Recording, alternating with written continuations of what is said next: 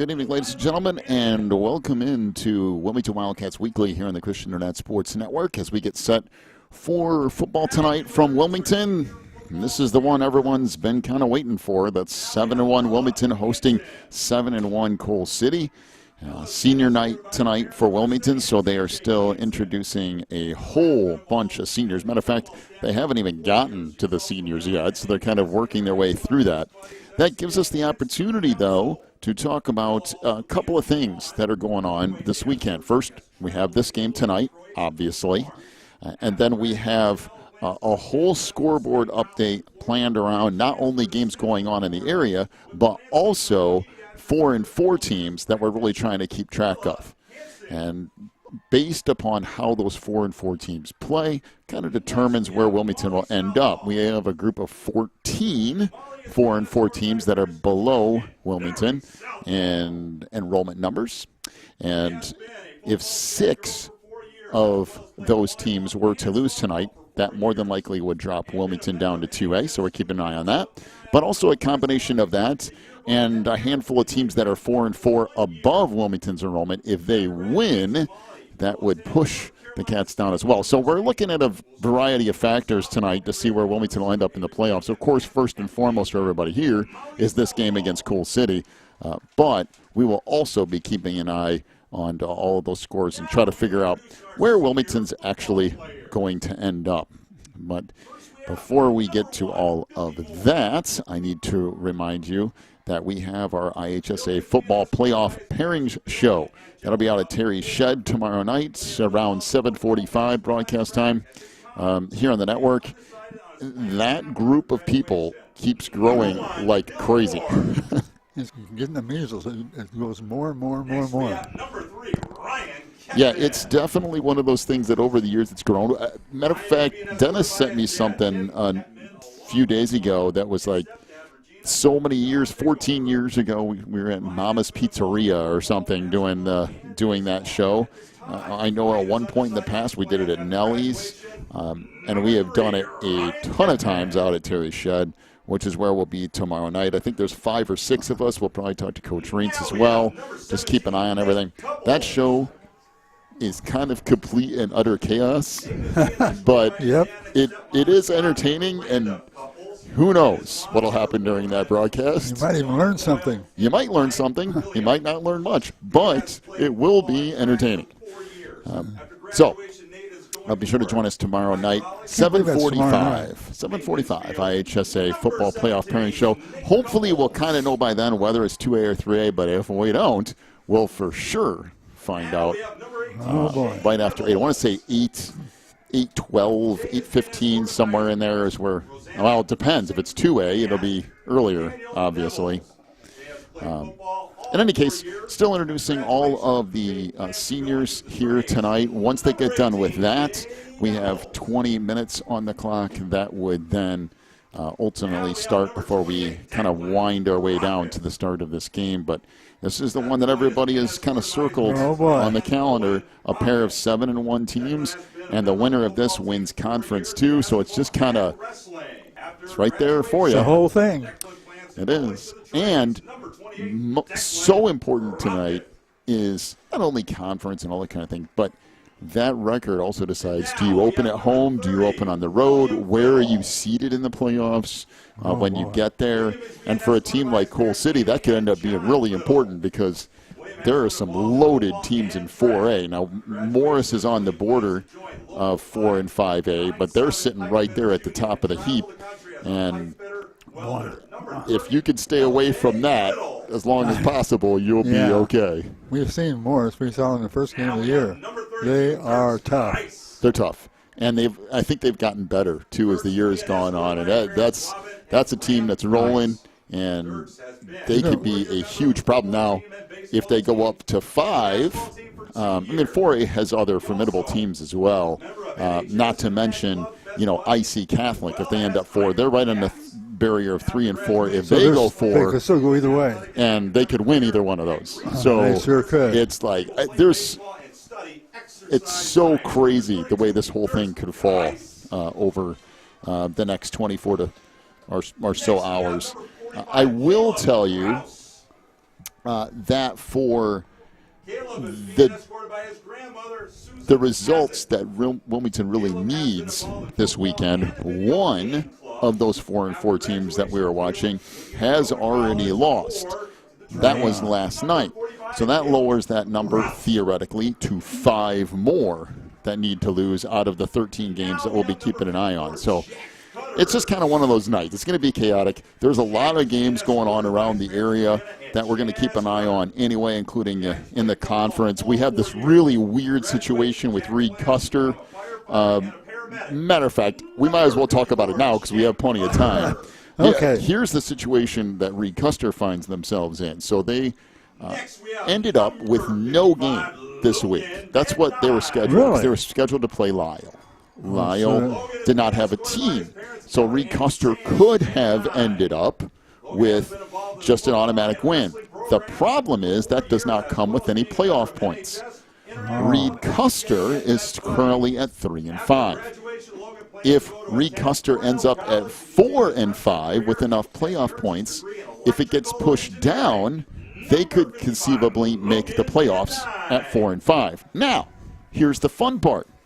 They really need to be at 45 or higher playoff points. What that means is they need to play somebody that has some wins to add that into the mix. So they went out and found a Chicago Public League team who did not have a game this week that's not going to the playoffs. That team has 5 wins. You can take those 5 wins, add them to your already pretty high number of playoff points, and it puts Reed Kuster at probably 45, 46 playoff points going into the weekend. There's only a handful of teams, not even a handful, a couple of teams, Joliet Catholic being one of them, that has a number higher than that.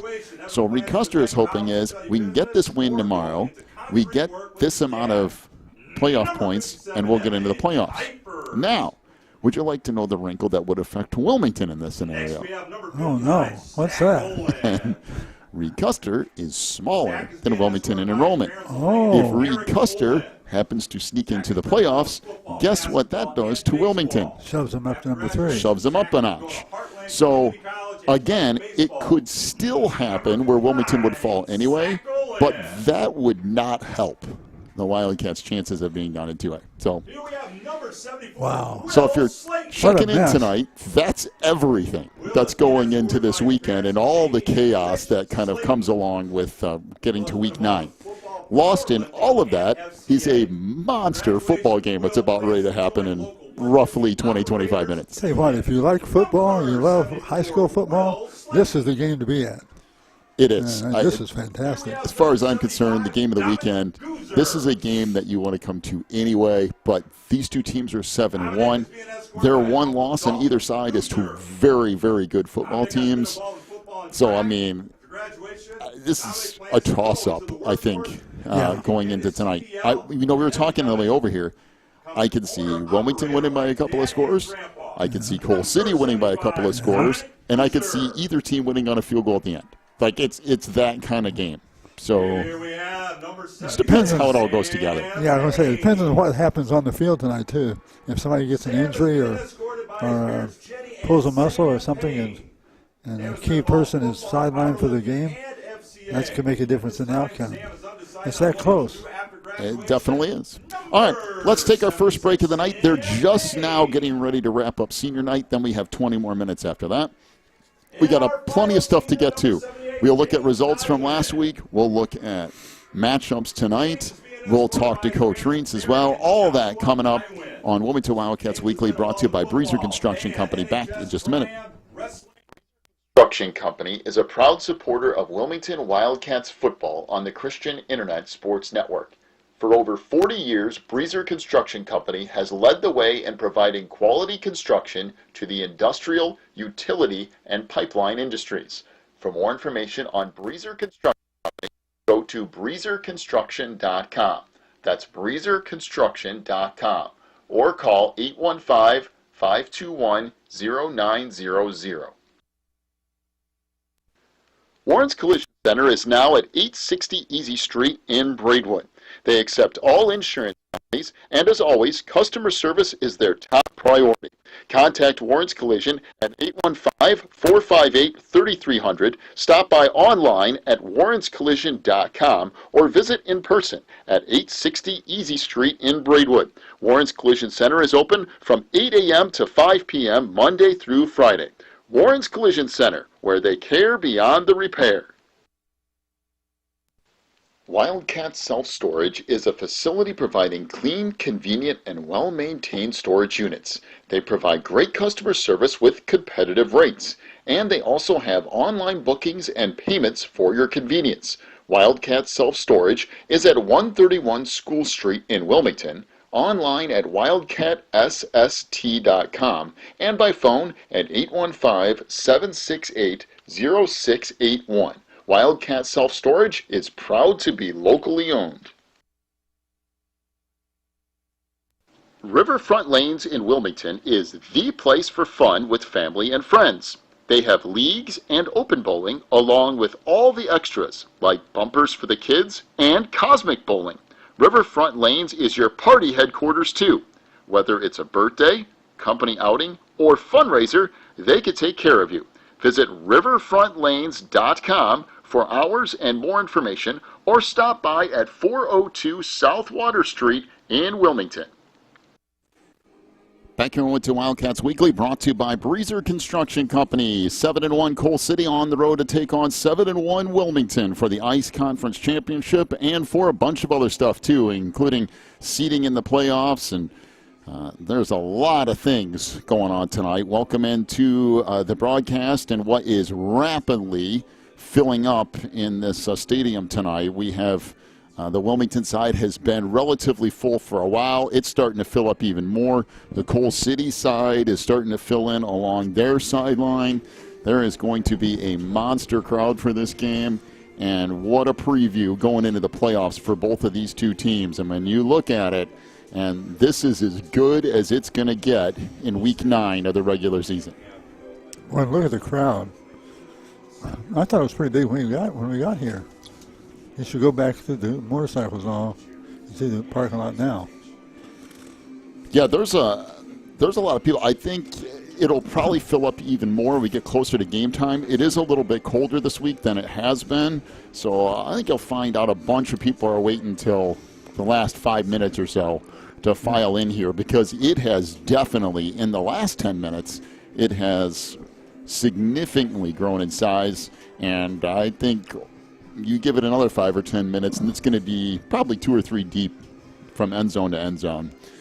It is a beautiful night for football. If you're playing, if you're watching, might be a little cold. We're talking mid-40s or so. No rain supposed to happen here tonight. Not a ton of wind or anything either. No it's wind. Pretty good conditions for what should be a really, really good football game tonight. And the field is in excellent shape. Yeah, that it is. It looks phenomenal for this time of the year. Now, I will say, too, one of the things that benefits you is that there hasn't been a lot of rain during any of these games. So the field has stayed pretty pristine to this point. It has not been beat up at all. Sometimes you get to this point of the year and there's toward the end zones, it's kind of chewed up a little bit, or there's some dirt showing. Not this year. It's green end to end. Well, we got we had senior night, and they still have not taken the field here. This is going to be a very late start.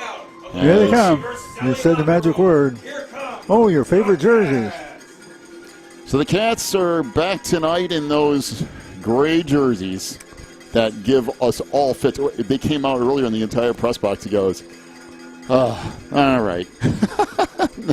Oh, they're just so gray hard jerseys, to read. white helmets, white pants. It's gray jerseys with purple numbers, by the way, which makes it incredibly difficult to see. Coal City going to be a little bit easier. They are in all white tonight with green as their numbers and letters, and, of course, gold on those uniforms as well. Yeah. So both teams out there going through their warm-ups. Good grief, how many people are on this Coal City roster? Like 65? That's a They must have brought a couple more no, I think with them that's the sophomore team's actually pretty big in numbers too. Now you also have to remember that Coal City is up there in 4A. Wilmington is down on the bubble of 2A and 3A. So enrollment-wise, Coal City is significantly bigger than Wilmington. But as we saw when Wilmington played Morris earlier this year and almost pulled off an upset against a team that might be one of the favorites in either 4A or 5A, and then had that win against Thornton. It was about 1,300 students in their high school or so. That number doesn't always matter a whole lot. You just got to go out and play football. There's one thing you know, Wilmington will show up. That is very true. They will show up. All right, we are 18 minutes roughly away from opening kick tonight between Wilmington and Coal City. We'll take ourselves another timeout. When we come back, we'll go over scores from last week, and we'll preview some games tonight. And we'll run over again a little bit about how things go on those 4-4 teams one more time. This is Wilmington Wildcats Weekly, brought to you by Breezer Construction Company here on the Christian Internet Sports Network. Back in just a moment. The attorneys and staff at Odekirk & Rhodes are here to help during your most stressful legal situations, including criminal cases, divorce, custody, personal injury, and more. Odekirk & Rhodes will be with you every step of the way with aggressive representation that results in positive outcomes. Call 815-306-4864, visit online at odekirklaw.com, or stop by any one of their locations in Joliet, Manteno, Morris, or Wilmington today. Spins and Needles on Davie Lane is your local sewing shop in the Wilmington area. They specialize in sewing machine repairs and cleaning. Spins and Needles also has sewing supplies, quilt fabrics, sewing notions, and custom wind spinners. Stop by Spins and Needles at 614 Davie Lane in Wilmington from 10 to 4 Tuesday through Thursday, and Friday and Saturday from 10 to 3. Or call 815-592-1183 for Spins and Needles. The Wilmington Chamber of Commerce at wilmingtonilchamber.org represents Wilmington businesses in many ways, including Employee of the Month, job postings, a full directory, event listings, ribbon cuttings, and more. They are also proud to announce their office location at 616 Davie Lane in Wilmington. WilmingtonILChamber.org is the source for all things business related in Wilmington. This is Wilmington Wildcats Weekly, brought to you by Breezer Construction Company. A big thank you to Breezer for sponsoring each and every Wilmington Wildcats Weekly this year, and they have been for the better part of a decade or more. We really appreciate them being a part of all of our broadcasts here. Wilmington and Coal City about ready to get underway here tonight, about 16 minutes or so away from opening kick. We'll hear from Coach Raints here in just a little bit. Before we do that, though, let's go over some scores from last week and look at some games going on around the area tonight. Of course, Wilmington, a 54-6 winner over Reed Kuster last week. The Cats got up 7-0. Reed Kuster answered with an 80-yard touchdown pass. I thought we were in for a battle. To make it 7-6, and then Wilmington went on to roll off a ton of points in a row and win at 54-6. Coal City last week, no problems with Herscher. They win at 56-7 over the Tigers. Piatone, a loser very late to Manteno, 25-20. I said, listen, I still have faith. Then they got that touchdown late. Then Manteno got a touchdown. And then with the last play of the game, Piatone, I believe, was in the red zone, went to score a touchdown, got sacked, and that's the way the whole thing ended. Piatone was that close to possibly having a shot to get to the playoff. That's twice this year that Piatone lost right at the end of a game. Or else, you know, like sometimes the way it goes. You could have 5 wins, instead you got 3. Also, Seneca, a 39-26 winner over St. Joe Ogden. It's Dixon's 65, Streeter nothing. Morris, a 50-10 winner over Sycamore last week. IC Catholic, 49-0 over St. Viator. It was Bishop Mack, 48, Chicago Hope 20. Bishop Mack continuing to roll. We'll see how that thing all plays out when they get in, I believe, in either 3A or 4A. JCA 49-0 over De La Salle. JCA needs a win tonight to get to 4 wins and then see if they have enough playoff points, which I think they do if they go to the 4-win teams. Kankakee blew out Thornton last week 52-6. Maroa Forsyth lost to Williamsville 39-20. And coming up tonight. Of course, Wilmington at 7-1, hosting 7-1 Coal City. Sandwich at 2-6 will be at 6-2 Marengo. Mantino at 5-3 will host 1-7 Streeter tonight. See if Mantino can get to 6 wins. Morris at 8-0 will host Byron Center out of Michigan. Piatone at 3-5 will be at 5-3 Herscher. That should be a really good one tonight too. Lyle had the forfeit to Braidwood, but Braidwood picked up a game. Again, we talked about that earlier in this broadcast. JC at 3-5 hosts 6-2 Providence in the Holy War. We'll see how that one goes for JCA. They desperately need a win tonight for any shot of getting into the playoffs, and they would have a good one if they go to 4-5 teams. Bishop Mack at 8-0 will host 1-7 Elgin St. Edward. Good chance that Bishop Mack stays undefeated through the regular season. Montini at 8-0 will be at home against St. Lawrence, who's 5-3, and IC Catholic at 6-2 will host St. Rita at 4-4 tonight. And as we mentioned, a whole bunch of 4-4 games we're keeping an eye on. For Wilmington to drop to 2A, they need 6 of those 4-4 teams to lose. So far last night, one of them did lose, so Wilmington needs 5 more. That or a combination of that and some 4-4 teams above Wilmington enrollment winning, which would push the Cats down as well. Of course, none of it matters. You end up at 2A or 3A, you're playing just like you would anyway. But it does matter in the sense of just looking at it and going, wonder if they're going to be 2A or 3A and how things are going to fall. That's where all of that is. Just briefly, Reed Kuster could have gotten a free win tonight because of Lyle canceling their schedule, but they would not have gotten any playoff points. Reed Kuster went and found a public league team. They scheduled them for tomorrow. That team has 5 wins. It pushes Reed Kuster to around 45 playoff points or so, which means if the Comets win tomorrow, that could potentially get to 4-5, which would give Reed Kuster an opportunity to get into the playoffs. So it'll be interesting to see how all that plays out. And if they were to get in the playoffs, that would be a problem for Wilmington because that could push them up too. So just a bunch of stuff to keep an eye on. All right, we got a great football game coming up tonight between a couple of 7-1 teams, and we'll hear Coach Reintz's thoughts here in just a couple of minutes. This is Wilmington Wildcats Weekly, brought to you by Breezer Construction Company on the Christian Internet Sports Network. Quigley Technology Services is your local source for computer help. They have built numerous websites, including ours, here at the Christian Internet Sports Network. Quigley Technology Services also specializes in virus removal, so your computer will get back to full speed now. And you can trust them for first-class computer repair, including free local pickup and delivery, plus on-site service, including after hours. Contact Quigley Technology Services at 815-293-7844 or stop by at quigtech.com. That's QUIG tech.com. If you're looking for more information on Wilmington Wildcats football, then check out the Catbackers every Wednesday at 7 at Tuffy's. Each week, Coach Reintz goes over game film, takes questions from the audience, and presents the Offensive and Defensive Player of the Week awards. Plus, you'll get to hang out with other Wildcat fans and get the inside scoop on next week's game.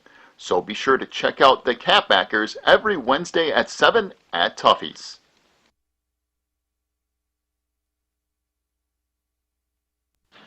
Welcome back here on Wilmington Wildcats Weekly, brought to you by Breezer Construction Company, and joined once again by the coach of the Wildcats, Mr. Jeff Reintz. And Coach, we've made it to week 9, and this big showdown with Coal City. But before we get to that, the week 8 matchup with Reed Kuster, and we had a crazy start with the 80-yard pass from the Comets, and you guys are kind of right there, and then all of a sudden things start working, and you get a few stops and try a few different wrinkles on defense, and before you know it, you have that same running clock and everybody get into the game. Yeah, no, it was a complete game for our kids. When you're playing your rival, Reed Kuster, and they're starting to get things going a little bit. Joe does a good job over there in his first year, and they're doing some good things. And we were 7-7 there after a little bit, and then we were able to find some of our speed and get some of our big play kids going.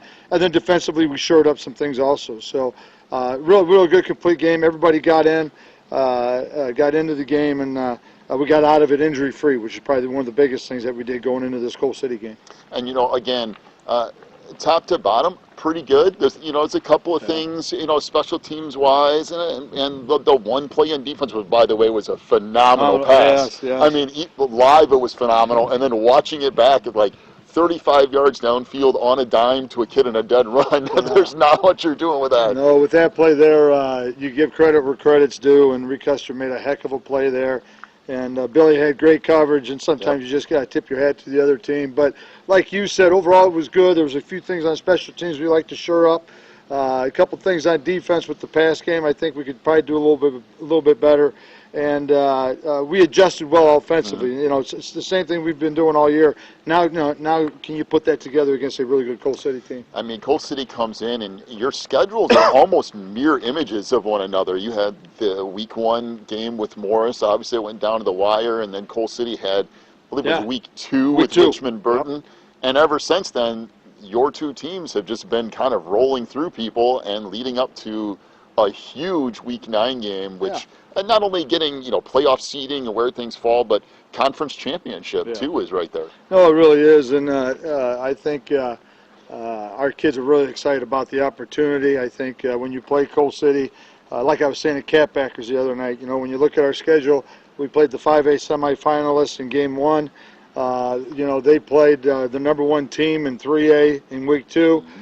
They were semis last year in 4A. We were semis in 3A. Now we're coming together for a conference championship this year. And I think it says a lot about both programs, to be honest. And we know going into this game we're playing a very good team in Coal City. These are what conference championships are all about, playing another really good team. And I think for both of us, we'll find out again where we could do things better, where our strengths are, and when you play another good team like this. But we're glad we're at home. It's senior night, obviously, for our kids. We want to have our seniors go out with a great win. But we're just looking to play a good football game.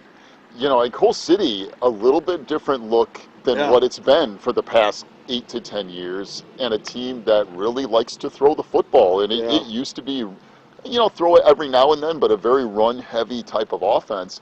And now all of a sudden, 3-4 wide, and a quarterback that can hit all the throws. Yeah, no, the Henline kid has really done well, and he got brought up a little bit last year as a sophomore, and now you watch him this year as a senior, and you know what else too? He played varsity baseball, so the stage and the lights aren't too big for him. He has a lot of poise back there in the pocket, and bottom line is he's a very good quarterback. He knows how to throw the ball, throws a nice ball back there, and he's got what goes along with that is he has some really good kids at receiver, and their offensive line is a very big group of kids.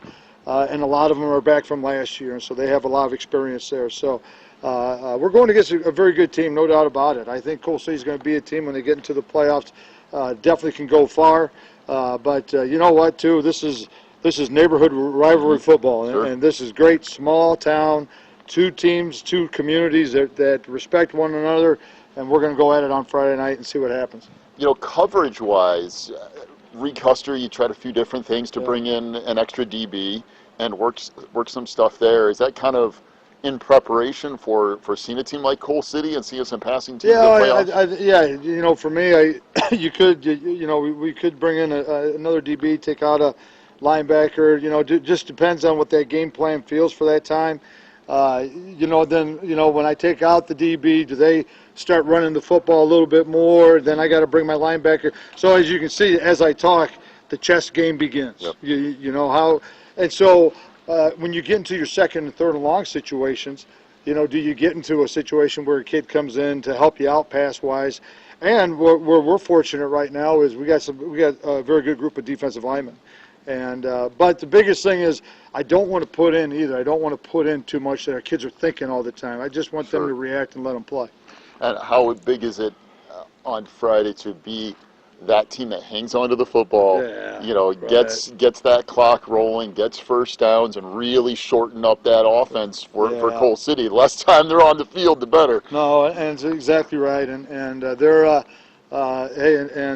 for us, we want to keep the ball. Us against them, we have to watch the big play because they have big play capability, and we got to keep the ball in front of us, bend, don't break if we have to, and come up and be good tacklers.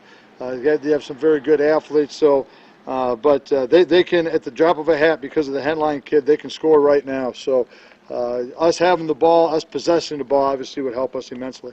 And then lastly here, where are you at injury-wise? Yeah, we're doing pretty good. Knock on wood, our kids have made it through it all right. I think we're going to be at full strength come week 9. So, you got to be really pleased with that. And hopefully for both teams, we come out of it with injury-free, getting ready for the playoffs. All right, Coach, good luck, and we'll talk to you in the postgame. All right, John. Sounds good, buddy.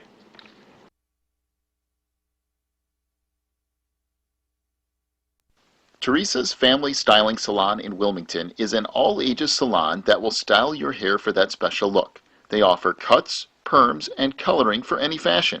They also carry Paul Mitchell and Brocato products. Teresa's Family Styling Salon is located in the Southgate Plaza in Wilmington, and you can call for an appointment at 815-476-1955. That's 815-476-1955. All right, here we go. Big thank you to Breezer Construction Company for sponsoring everything on Wilmington Wildcats Weekly. And the chaos is about to commence. Wilmington has the run through all the way out to the 45-yard line. A bunch of motorcycles here tonight, even on a cold night like this. Boy, how cool do those lights look. And the smoke and haze down there in the end zone. The Cats will get set to run through the woods and down onto the field, and we'll get things started here tonight with fireworks and a bang. Oh, yes. Here they come. And here come the Cats. Ladies and gentlemen, The 20-25 sirens go off. Wildcats. Cats will run all the way out through midfield and through the smoke, and motorcycles roar. What an entrance. Still my favorite one, maybe in all sports. It's so cool. If you aren't ready to play after that, you're just not a player. Very true. Tonight we have a huge crowd, although I think the Coal City side could fill in a little more yet. But it's going to be good stuff tonight. Cats will be in their gray jerseys with purple numbers, which makes our job basically impossible. And Coal City will be in the home white uniforms, or away white uniforms tonight, with the green numbers and gold trim as well. We'll get this thing underway in just a minute. We got to get all the motorcycles out of that end zone first, which that could take another minute or two. They're rolling out one by one. We will be keeping an eye on a lot of stuff tonight. We have some 4 and 4 different stuff going on around the area. By the way, welcome into all of you on the Wilmington School District YouTube page as well. Big thank you to you for joining us here tonight. And hopefully things stay okay streaming-wise with our phone here at Wilmington. We can never seem to get on the Wi-Fi here consistently. It always drops or is really low or something. I'm not really sure what the deal is with that. So I have to try to use my cell phone. Well, my cell phone doesn't always want to work so well here. So we're going to give it a shot here tonight and sort of see what happens. So if it drops, for whatever reason, if this broadcast drops out tonight, hang out, because it will probably come back momentarily. So again, if things drop out, it disconnects, it's buffering, whatever, hang with us a little bit. Hopefully it will clean up a little bit for you. And if not that, it's also available on the district YouTube page. At least I'm assuming that is the case tonight. That might be a dangerous assumption. I probably should have actually looked into that. But all right, so Coal City going to get ready to kick off here. They're going to kick off left to right. Cats will get set to return. Ryan Kettman back deep. Can't even see who it is on the far side. I'll be real honest. It's so dark with those I was going to say, jerseys. is there a light out over there or something? So here's the approach, and the kick will come down to Kettman at the 15. Ryan will take it across the 20, 25, and gets out near the 27, and that's where Wilmington will start first and 10. Off this near side hash mark, Wilmington will get set to get things going here tonight. Of course, led up front by Billy Moore, the 5'7", 145-pound senior, will call the signals here tonight. Ryan Kettman will be to one wing back. That's 6'3", 185-pound senior. And to the other side is Nate Couples, 5'9", 170-pound senior. Fullback will be Ryan Schrager, 5'7", 170-pound junior, will be at that fullback spot tonight. Cats will line up here. Double wing out of the split tight ends out far to the outside. Billy Moore under center off the near side hash. 1st and 10 from the 27. Handoff comes left side. Across the 30 out to the 32-yard line. Goes Ryan Kettman. Good start for the Cats. On 1st down, Kettman will pick up 5. It'll bring up 2nd and 5 for Wilmington. Again, working right to left in this first quarter for the Cats. You'll see a lot of running tonight. You'll see a lot of clock movement for Wilmington. What you won't see is a lot of passing. On the other side, though, Coal City, they might air it out tonight. We'll see. 11:20 to go here in this opening quarter. Wilmington with the ball first. 2nd and 5 from the 32. Handoff again, left side, big hole. This is Kettman out across the 40 to the 41. And it will be a gain of about 8 more and gives Wilmington a Wildcat self-storage 1st down to the 41-yard line. That's a good sign for the Cats. If Kettman's getting yards early, that's a really good sign. Usually everybody knows what they got at Ryan. Again, Coal City up front, big enough to cause the Cats some problems.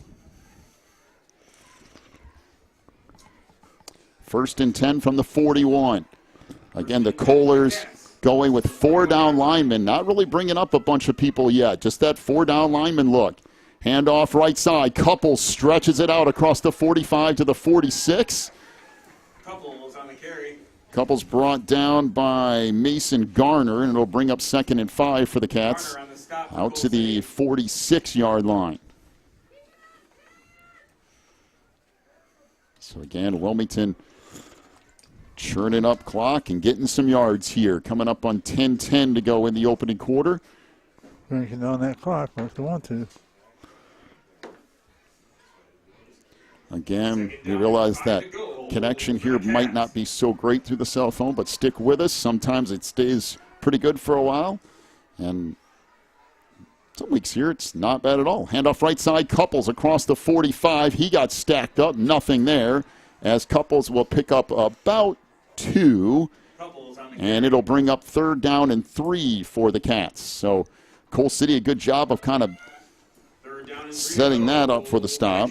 And they bring in Wyatt Cohn, a 6'3", 240-pound senior, as a sub comes into that defensive line for Coal City. I'm just going to tell you, there were 2 guys standing, 76 and 47. That's a pretty good wall.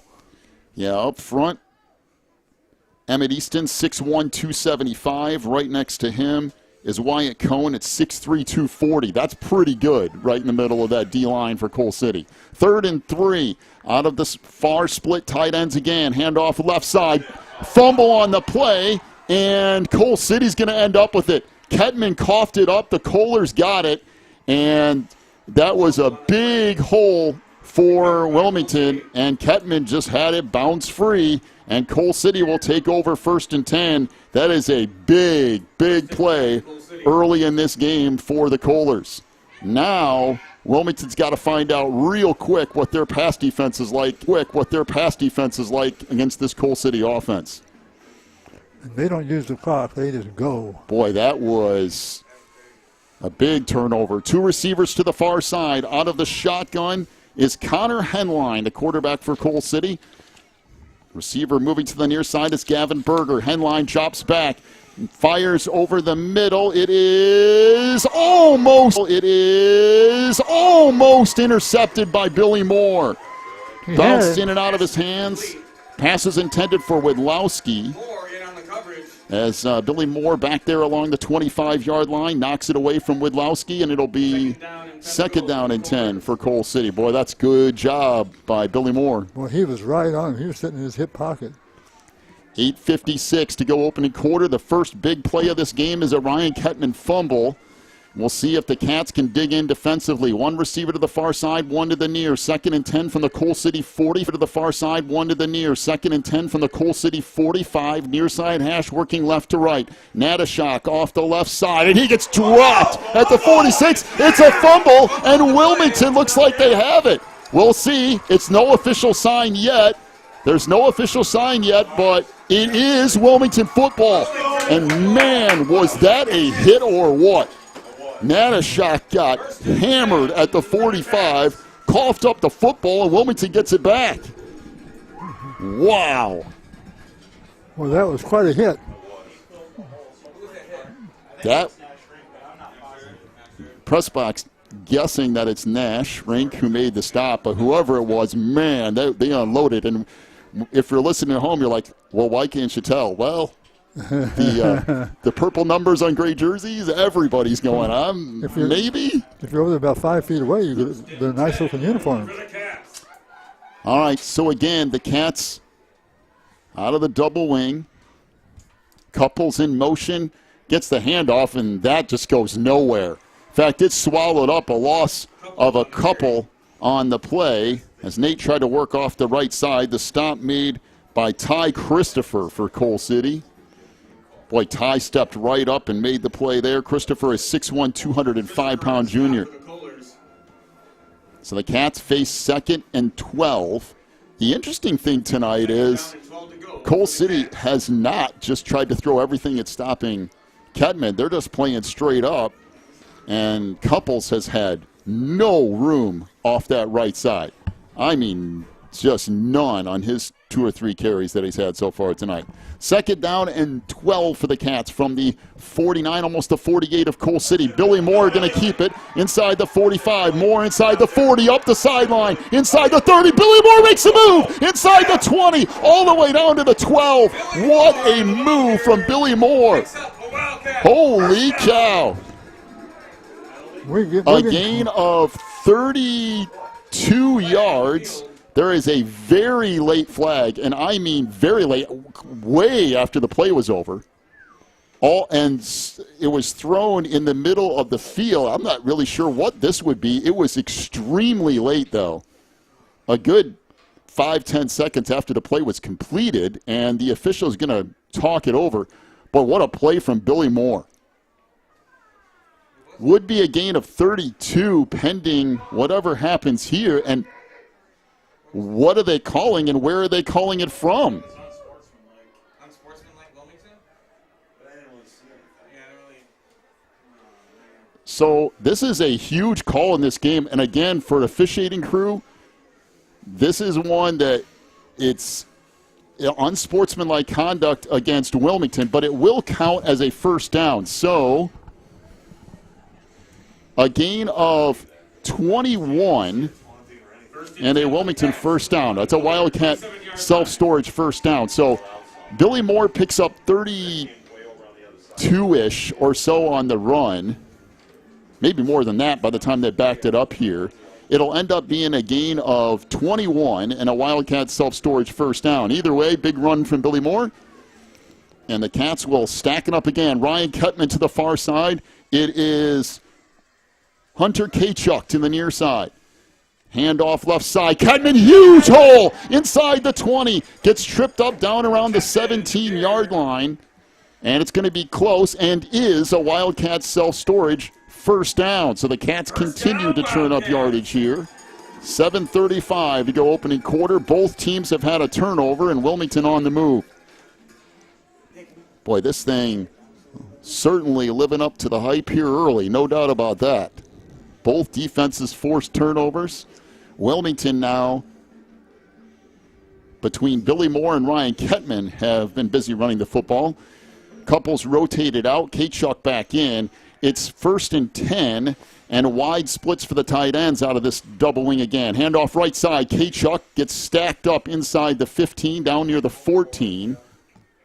Kachuk, the ball carrier. And in on the stop for Coal City is Theo Fritz, and it'll bring up 2nd down and 7 for Wilmington, down to the 15-yard line. Well, actually the 14-yard line of Coal City. 2nd down and 7 to go for the Cats. Well, I'll give Coal City some credit tonight. They're trying to play this straight up.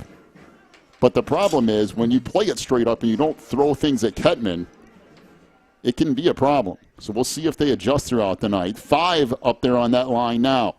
Ketman left side has another big hole. Ryan Ketman into the end zone for a touchdown. 14-yard touchdown run. Ryan Ketman. And the Cats lead it 6-0. 6:19 to go in the opening quarter. And as I said, you can play it straight up, but if you do that, you got to get Ketman. You're inviting some problems from Mr. Ketman. So Ryan cruises into the end zone from 14 yards out. The Cats lead it 6-0, 6:19 to go in the opening quarter. Evan Ostheim on to attempt the extra point. Evan Kuipers to snap. And the kick is good out of the hold of Finn Bryant. And Wilmington leads it 7-0 over Coal City. 6:19 to go in the opening quarter. Take a break. Back with more Cats football after this on the Christian Internet Sports Network. Pro Real Estate is a family-owned business established in 1983. Its staff and sales agents work in all areas of real estate sales, from first-time homebuyers to experienced investors. Located at 506 South Water Street in Wilmington, clients are welcome to stop by to discuss their real estate needs or visit our website at pro-homes.net. For a private consultation, contact us at 815-476-7916. Breezer Construction Company is a proud supporter of Wilmington Wildcats football on the Christian Internet Sports Network. For over 40 years, Breezer Construction Company has led the way in providing quality construction to the industrial, utility, and pipeline industries.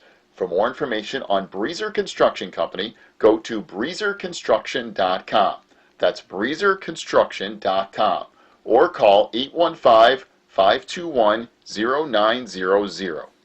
So the Cats will get set to kick off here from their own 40-yard line, kicking it off right to left. Evan Ostheim will kick it here. Back deep for Coal City is Brody Widlowski, and Widlowski will take it at the 14. Widlowski across the 20, 25. Boy, there's a lot of room over there, and he slipped to the ground at the 35-yard line, but there was he was moving on. A he was passing whole lot of daylight to that far side. Before the kickoff team could get out there and cut him off, he was beating him to the sideline. So Widlowski up there in a hurry, and it'll be 1st and 10 for Coal City from their own 36-yard line. Again, Connor Henline, 6'2", 170-pound junior, quarterback tonight for Coal City, and he has been winging the football all over the place. 2 receivers to the near side, 2 to the far. The Cats playing straight up here defensively. Henline drops back, looking over the middle, fires incomplete, as that pass intended for Vestal over the middle, and that's no good. It'll bring up 2nd down and 10 for Coal City, again at their 36-yard line. Problem is, when you play a team like this with a quarterback that has that good of an arm, he can miss 7 or 8 times, but the ninth one could be a huge problem. He always rides on your brain because you're thinking, what's he going to do next time? 1 receiver to the far side, a bunched triple set right off the right side here. Handoff goes to Natashak off the right side, and he'll get out across the 40 to the 41. There is a flag that came in really late. It would be a gain of 4, pending on what this is. It's thrown into the offensive backfield. So, see, it is a face mask on Wilmington. So, Face mask, Wilmington. a gain of 4 turns into almost 9. So, give Natashak 4 yards. It'll be 1st and 10 for Coal City from their own 46-yard line off the right side hash. Again, Logan Natashak, a 6', 205-pound junior, big kid, good runner. Cats are going to have to be ready for some stuff tonight. Split out to the far side is Widlowski. Again, the bunch triple set off the right tackle here for Coal City. Henline steps up, fires down the far sideline, and he overthrew Brody Widlowski down around the 20-yard line or so. And it will bring up 2nd down and 10. He's already tried 3 pretty long shots. Sure has. So he's used to throwing them. I want to say that's Billy Moore to the far side. Looks like, yeah, because over here on the near side is Finn Bryant. So that's got to be Billy to the far side.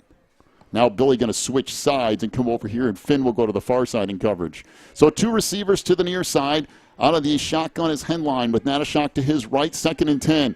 Hand off to Natashak, trying to get the edge off the left side. He does not. Dropped behind the line of scrimmage. Wow, good pursuit back there by the Cats. I believe that's Cooper Holman on the stop for Wilmington. It'll be a loss of 2, and it'll bring up 3rd and 12 for Coal City. 5:25 to go in the opening quarter. Boy, that is some play from Cooper Holman. Yes, that was. It kind of looked like he had the blocking out in front of him. He might pull that corner around. No, sir. All right, 3rd and 12 for Coal City. 2 receivers to the far side. Henline out of the gun. A back to his left. 1 receiver to the near side. Henline fires far side. Incomplete. Just nothing out there for Coal City. Pass was intended for Natashak, and double coverage out there by the Cats. It'll bring up 4th and 12. Brings up 4th down for the Coolers. So Henline misses that receiver. It'll bring up 4th and 12 for Coal City. And back deep for the Cats is Ryan Kettman, back around his own 20-yard line or so.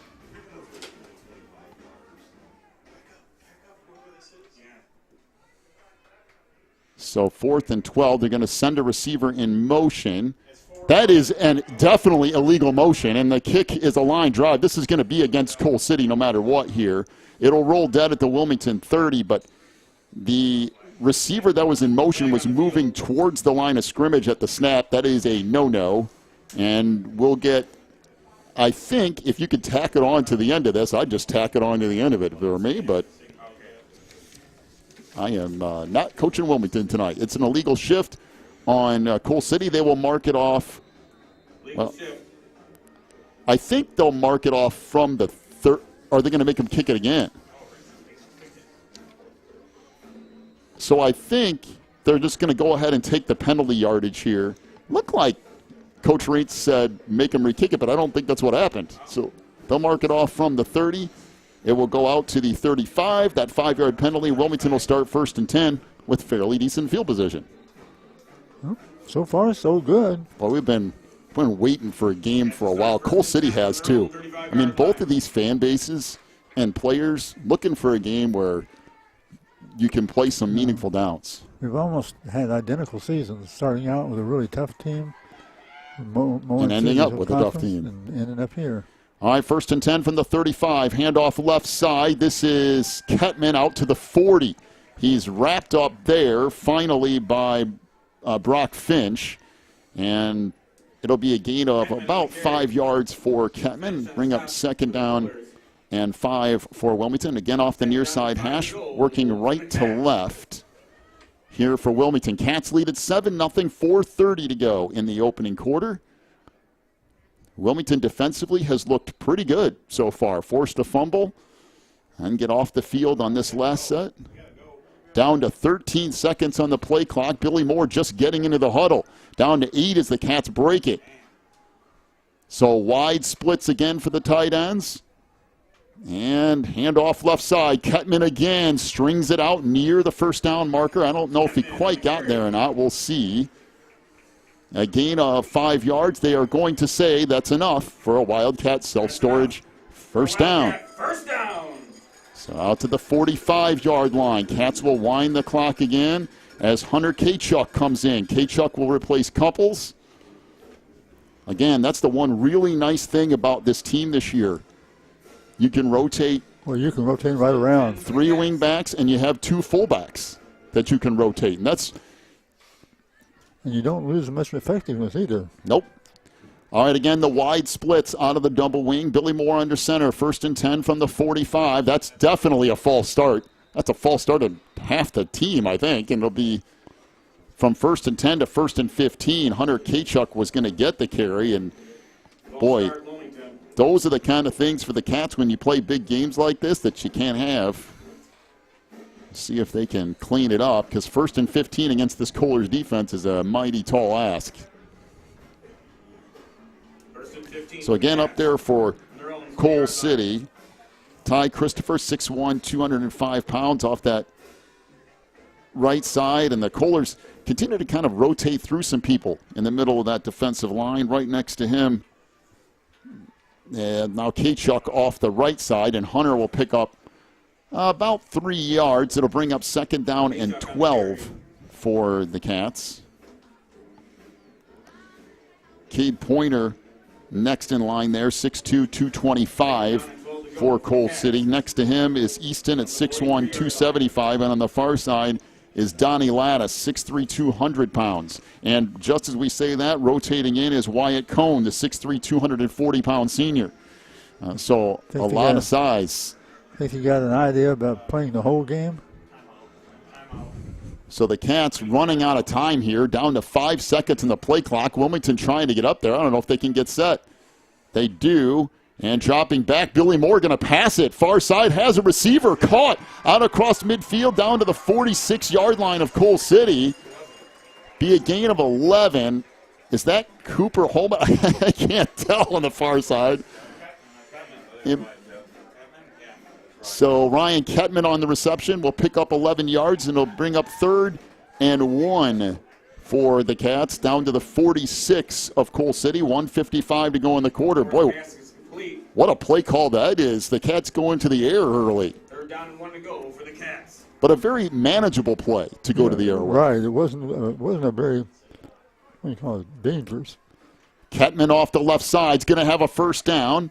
Gets stacked up at the 44, maybe the 43. That's enough for another Wildcat 1st down. Boy, good pursuit from Coal City. Brock Finch in on the stop for Coal City, but not before a Wildcat self-storage 1st down. A gain of 2 for Ryan Kettman, and more importantly, that clock keeps running. 1:30 to go, opening quarter. Cats lead at 7-0.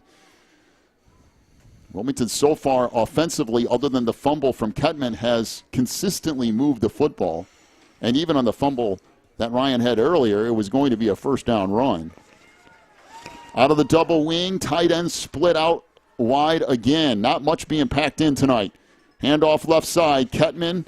I think that's Kettman again. Should have looked early. He gets about 3 yards on 1st down to bring up 2nd and 7. Kettman on the carry. So up front for the Cats, you got Zach Olin, Will Wilson, Evan Kuipers out there.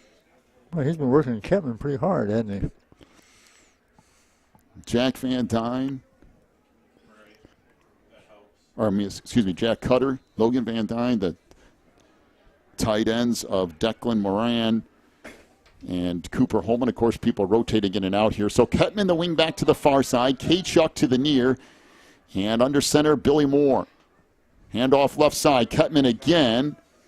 Not a whole lot there, but manages to get 3, close to 4 yards before Coal City closes in there. It'll bring up 3rd down and about 3 for the Cats, and that'll bring us to the end of the 1st quarter.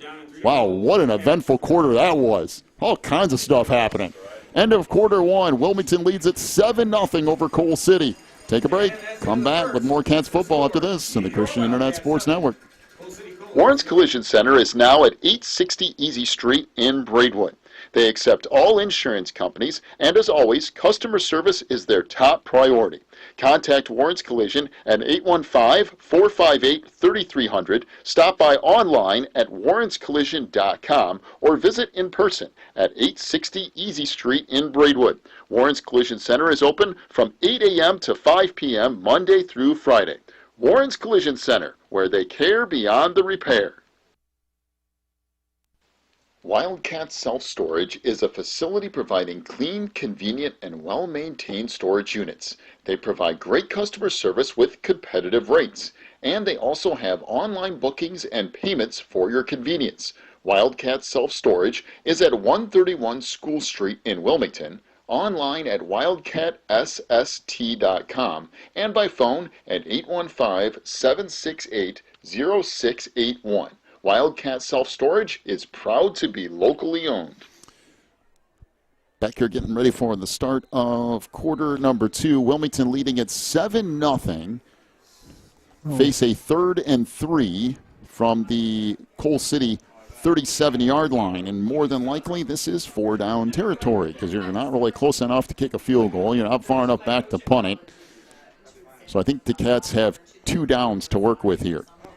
Now watch for Ketman. He's had 9 carries for 55 yards and 11 receiving. Let's see what the Cats do here. Ketman is on the near side now.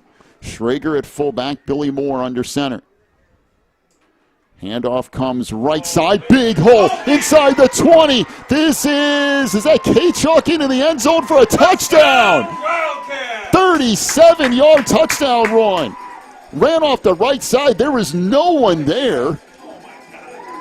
And a 37-yard run for Hunter K-Chuck. And the Cats score again. Up 13-0 on Coal City.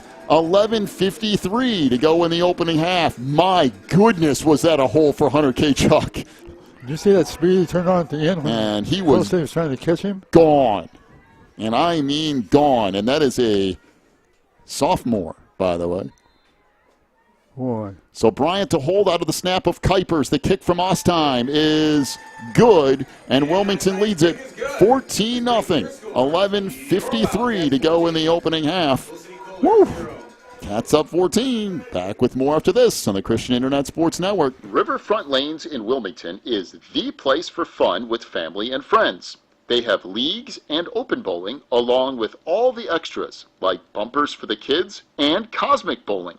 Riverfront Lanes is your party headquarters, too. Whether it's a birthday, company outing, or fundraiser, they can take care of you. Visit riverfrontlanes.com for hours and more information, or stop by at 402 South Water Street in Wilmington. The attorneys and staff at Odekirk and Rhodes are here to help during your most stressful legal situations, including criminal cases, divorce, custody, personal injury, and more. Odekirk and Rhodes will be with you every step of the way with aggressive representation that results in positive outcomes. Call 815-306-4864. Visit online at odekirklaw.com or stop by any one of their locations in Joliet, Manteno, Morris, or Wilmington today.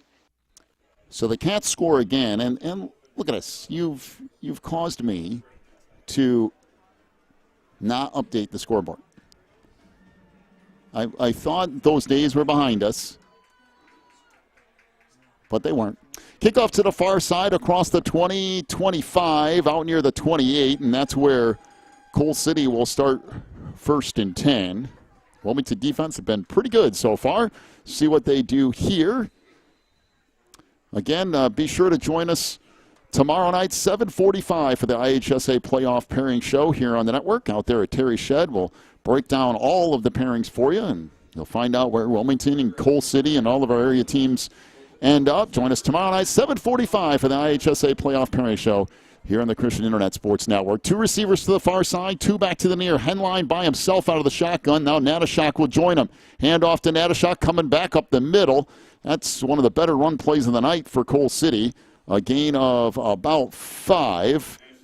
And it will set the Kohlers up with 2nd down and 5. Natashak came in motion from that far side slot receiver position, got the handoff, and cut back up the middle. 11:20 and counting, opening half. Cats lead at 14-0. 1 receiver to the far side, 1 over here to the near. That's Wadlowski to the near side. Henline out of the gun. Well, handed off again up the middle. And that is a decent run of about 4 for Natashak. So Cooper Holman making the tackle for the Cats. It'll bring up 3rd and a yard for Wilmington, for Coal City from the Kohler 37-yard line. So Coal City going back to running the football here at this particular drive.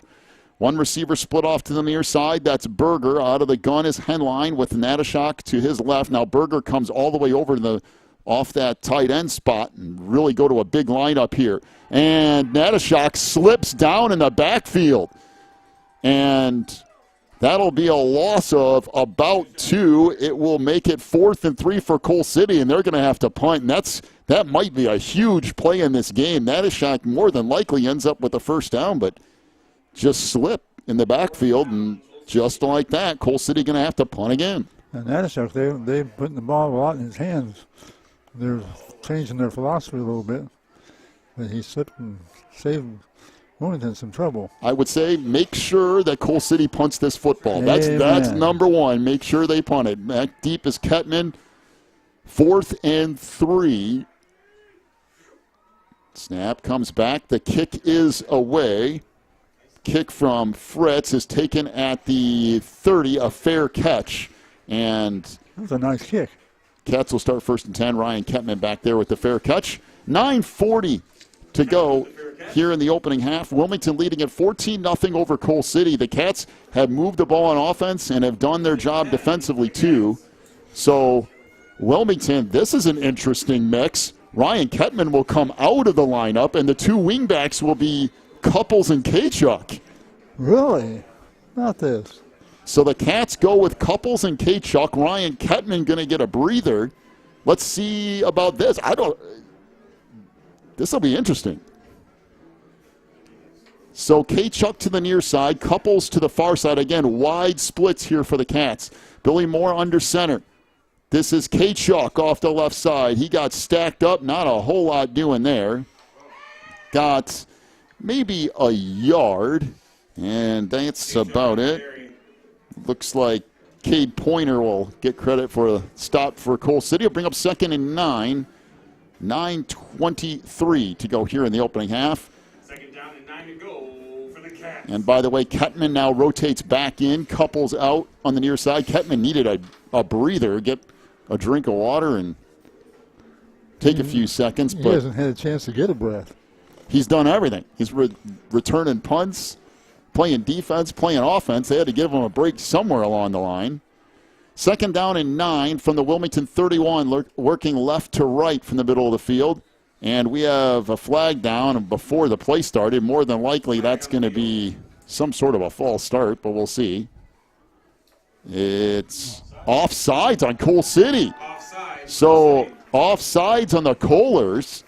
And we'll go from 2nd and 9 to 2nd and 4. Boy, that's another big penalty on Coal City, because after holding them to a yard, the Cats will have 2nd and 4. By the way, Parker here showing me that Mantino's up on Streeter 21-0. And that one, the Panthers trying to get to 6 and 3 tonight. Get a little bit better seeding in their playoffs. And having no problems with the Streeter Bulldogs here early. 14-0 lead for the Cats. 8:30 to go here in the opening half. 2nd down and 4 for Wilmington from their own 35, almost the 36. Again, out of the double wing. Wide splits with the tight ends. This is Kettman off the left side. Bangs ahead. Not a whole lot there. Maybe a yard. That's pretty good job from Coal City to close that in a hurry. It'll bring up 3rd down and 3. Again for the Cats, the little Kettman, 4-yard. The little things that made the difference for Wilmington tonight. Billy Moore and his quarterback keeper, the pass play to kind of open things up a little bit. Coal City let Kettman get some yards here early, but now trying to close the door. We'll see what the Cats come up here with. 3rd and 3. Again, wide splits for the tight ends out of the double wing. And handoff right side. Kachuk breaks it free again. Hunter Kachuk might go to the 20, 15, 10, 5. Touchdown, Wilmington. A gain of 63 yards and a touchdown for Wilmington. And Ryan Kettman's coming up limping on the near side. So Kettman again limping out the near side. Couples trying to go out and help him, but Hunter Kachuk with a 63-yard touchdown run. And now Kettman back out with what appears to be an injured foot on the near side. He's had that injury on and off all year, missed 1 week with it. Ryan says, forget that. I'm not even going to worry about it. We're going to keep going. So Kuipers to snap, Bryant to hold, and the kick is good from Evan Ostheim. Wilmington leads it 21-0 with 7:30 to go in the opening half. We'll take a break. Come back with more Cats football after this on the Christian Internet Sports Network. Spins and Needles on Davie Lane is your local sewing shop in the Wilmington area. They specialize in sewing machine repairs and cleaning. Spins and Needles also has sewing supplies, quilt fabrics, sewing notions, and custom wind spinners. Stop by Spins and Needles at 614 Davy Lane in Wilmington from 10 to 4 Tuesday through Thursday and Friday and Saturday from 10 to 3. Or call 815-592-1183 for Spins and Needles.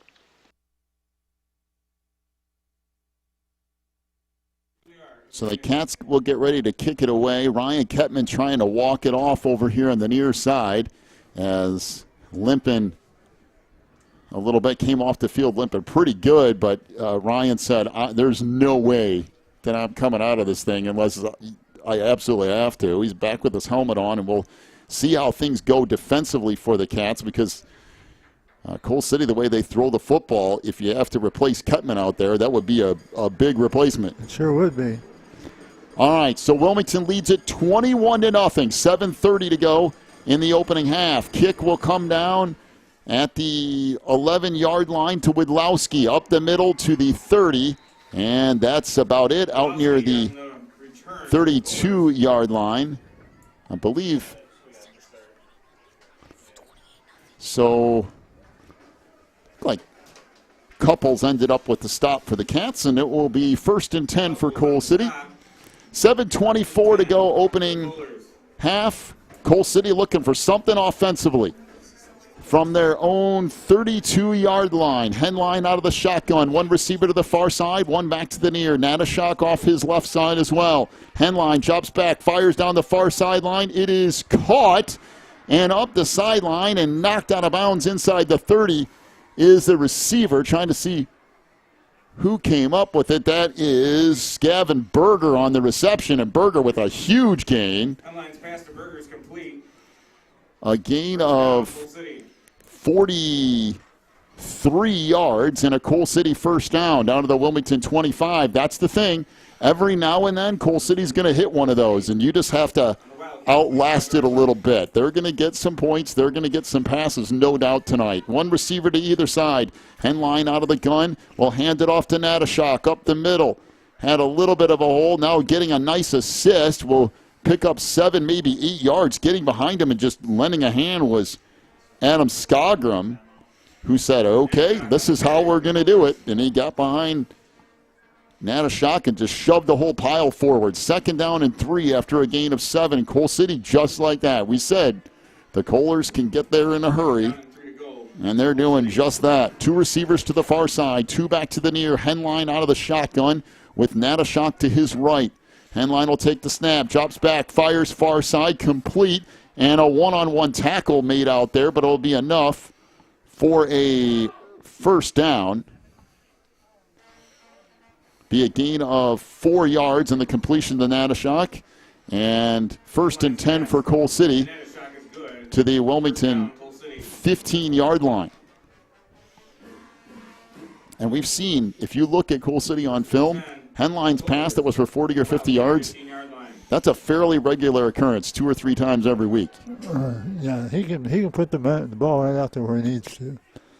2 receivers to either side. Henline again drops back, has all kinds of time, throws it up into the end zone, and it is incomplete. Double coverage back there for the Cats, intended for Berger, and it will bring up 2nd down and 10. Kettman was out there. I think might have been Finn Bryan out there too, and it'll bring up a 2nd down and 10 for Coal City. From the 15-yard line of Wilmington off that far side hash. Coal City desperately needing some points here with Wilmington up 21-0. Natashak in the backfield, split off to the near side is Berger. Henline out of the shotgun, takes the snap, hands it off to Natashak, breaks a tackle, and then gets wrapped up in the backfield. 4 or 5 Wilmington defenders back there. Natashak with no chance. He'll lose 2 yards, and it'll bring up 3rd and 12 for the Coalers. Wow, what pursuit to the far side for Wilmington. Had 3 or 4 defenders there. Now rotating in for the Cats will be Bryson Mentz. Mentz will replace, I believe that's Rink. 3rd down and 12 from the Wilmington 17. 2 receivers to either side, and we have a whistle. And timeout to Wilmington. Coach Reintz uses one here. Cats lead it 21-0, 5:27 to go in the half. We'll take a break. Back with more Cats football after this on the Christian Internet Sports Network. The Wilmington Chamber of Commerce at wilmingtonilchamber.org represents Wilmington businesses in many ways, including Employee of the Month, job postings, a full directory, event listings, ribbon cuttings, and more. They are also proud to announce their office location at 616 Davie Lane in Wilmington. WilmingtonILChamber.org is the source for all things business related in Wilmington. Quigley Technology Services is your local source for computer help. They have built numerous websites, including ours here at the Christian Internet Sports Network. Quigley Technology Services also specializes in virus removal, so your computer will get back to full speed now. And you can trust them for first-class computer repair, including free local pickup and delivery, plus on-site service, including after hours. Contact Quigley Technology Services at 815-293-7844 or stop by at quigtech.com. That's QUIG tech.com. Well, the Kohlers tried some trickeration, and they tried a little pitch up the middle to Aiden Skogrum, and that goes nowhere. It'll bring up 4th down and 10 after a gain of 2. They tried to go in motion to one side. Henline faked like he was going to do a quarterback keeper to the far side of the field and then pitched it back to Skogrum coming from the far side back to the near. Skogrum caught that, got 2 yards, and now Cole City is faced with a 4th down and 10 from the Wilmington 17, 4:50 and counting here in the half. 2 receivers to either side. Henline out of the gun, pressured up the middle, rolls left side, fires into the end zone, caught for a touchdown. That is a beautiful pass from Connor Henline, caught by Gavin Vestal for a 17-yard touchdown. The Cats brought pressure, but Henline just rolled out and found an open receiver and hit him. And that's the problem with that, with sending blitzes, is Henline sees it. He has enough awareness to roll out, and he did right there. And Cole City just makes a good play to beat the blitz. And the Kohlers will get set to attempt the extra point here. That's what you have to get used to about Cole City. They can score quick. They can score in just a couple minutes. So the kick here from Mason Hamilton is good, and it makes it 21-7 Wilmington. 4:41 to go in the half. Take a break. Come back with more Cats football after this on the Christian Internet Sports Network. If you're looking for more information on Wilmington Wildcats football, then check out the Catbackers every Wednesday at 7 at Tuffy's. Each week, Coach Reintz goes over game film, takes questions from the audience, and presents the Offensive and Defensive Player of the Week awards. Plus, you'll get to hang out with other Wildcat fans and get the inside scoop on next week's game. So be sure to check out the Catbackers every Wednesday at 7 at Tuffy's. And at this point, you need to remember that Wilmington got the ball first to start this game. So the Cats really need to hang on to the football here in this second quarter and kind of close it out, because the last thing you want is to give the ball back to Cole City, give them points, and then get the ball back to start the third quarter and really get something rolling. We'll see if Wilmington can hang on to the football a little while here. Some critical time here, huh? This is a big drive for this Cats offense, no doubt. Kick here from Hamilton comes down at the 15-yard line, across the 20, 25, and out near the 30 comes the return. That's where Wilmington will start 1st and 10. So, look like, is that Kachuk who had the return there? 4:35 to go in the half. Wilmington leading 21-7. The Cats really want to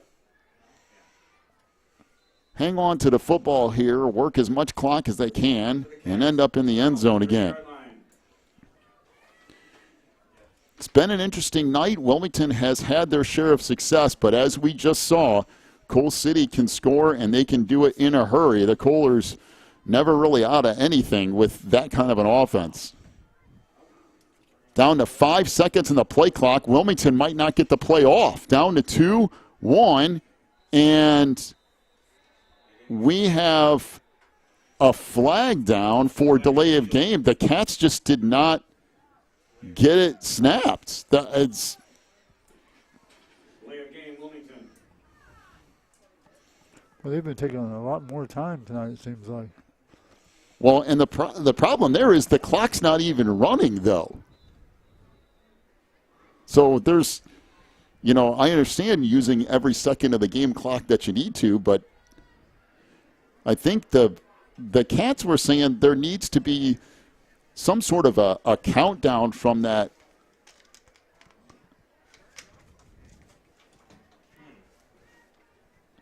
Well, now there's conversation on both sides. I think they're just going to shut off the play clocks entirely, and they're just going to keep it on the field because something going on there. So now the Cats face 1st and 15, a big penalty because Wilmington really needs to hang on to the football here, and they start with a penalty that's, quite frankly, fairly easily avoidable. Yes, it is. So wide splits here on offense again. Handoff right side. And another break across midfield to the 40, to the 30, to the 20. Is this Couples? Yes. It is! Touchdown Wilmington! A 75-yard touchdown run. And just like that, Wilmington into the end zone. Nate Couples, 75 yards, and cruises into the end zone. Wow. Holy cow. Oh, Between man. Couples, Kachuk, Kedman, everyone getting into the action tonight. That is, and again, Couples took off too. Yeah, he turned the Jets on and he left them behind. Man, the team speed for Wilmington is beyond evident. That kick is no good. It looked like there was all sorts of a breakdown up front blocking there, but 27-7 is the lead for Wilmington. 4:23 to go in the half. Take a break. Come back with more Cats football after this on the Christian Internet Sports Network. Teresa's Family Styling Salon in Wilmington is an all-ages salon that will style your hair for that special look. They offer cuts, perms, and coloring for any fashion. They also carry Paul Mitchell and Brocato products.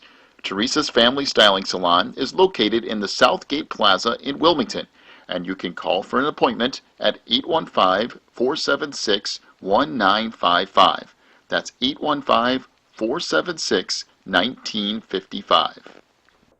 Well, the Cats up 27-7 with 4:23 to go in this opening half. Was that a surprise? Boy, Couples took off, and you want to I talk didn't know about he was that speed. fast. Kachuk ran away from people. Couples has run away from some people. Ketman obviously has run away from some people. That just shows the speed that this team has. And by the way, Billy Moore also ran away from some people. Yeah, It's so hard facing this team and stopping everyone. Like it really is. Kick comes down to the 20, kicks down to the 15. Picked up there. This is Gavin Berger. Gets out across the 20 to the 24-yard line, and that's where Coal City will start 1st and 10. 4:15 to go in this opening half. Well, again, Coal City can score, and they can score quickly. oh boy. So let's see if the Cats can make some plays defensively and get off the field. 24-yard line. The one big play tonight was the 40-plus yard pass play from Henline to the far side of the field, and now one receiver to either side. Natashak in the backfield. Henline takes the snap, drops back, fires deep down the far sideline. That is it caught again? Down to the Wilmington 42-yard line. That was another beautiful pass from Henline, and actually pretty good coverage too, as Gavin Berger out there and caught it, but it will be, looks like, offensive pass interference on Coal City. So that'll back them up, and it will really put Coal City in a hole. So it goes from 1st and 10 to 1st and 25, all the way back to the Coal City 13-yard line. But as we just saw, one pass play can pick up 50. So never really know what's going to happen. 2 receivers to either side. Henline out of the shotgun. Get that pressure on the quarterback. 4:09 to go in the half. Henline drops back, fires deep down the near sideline. That is incomplete. And there is a flag down.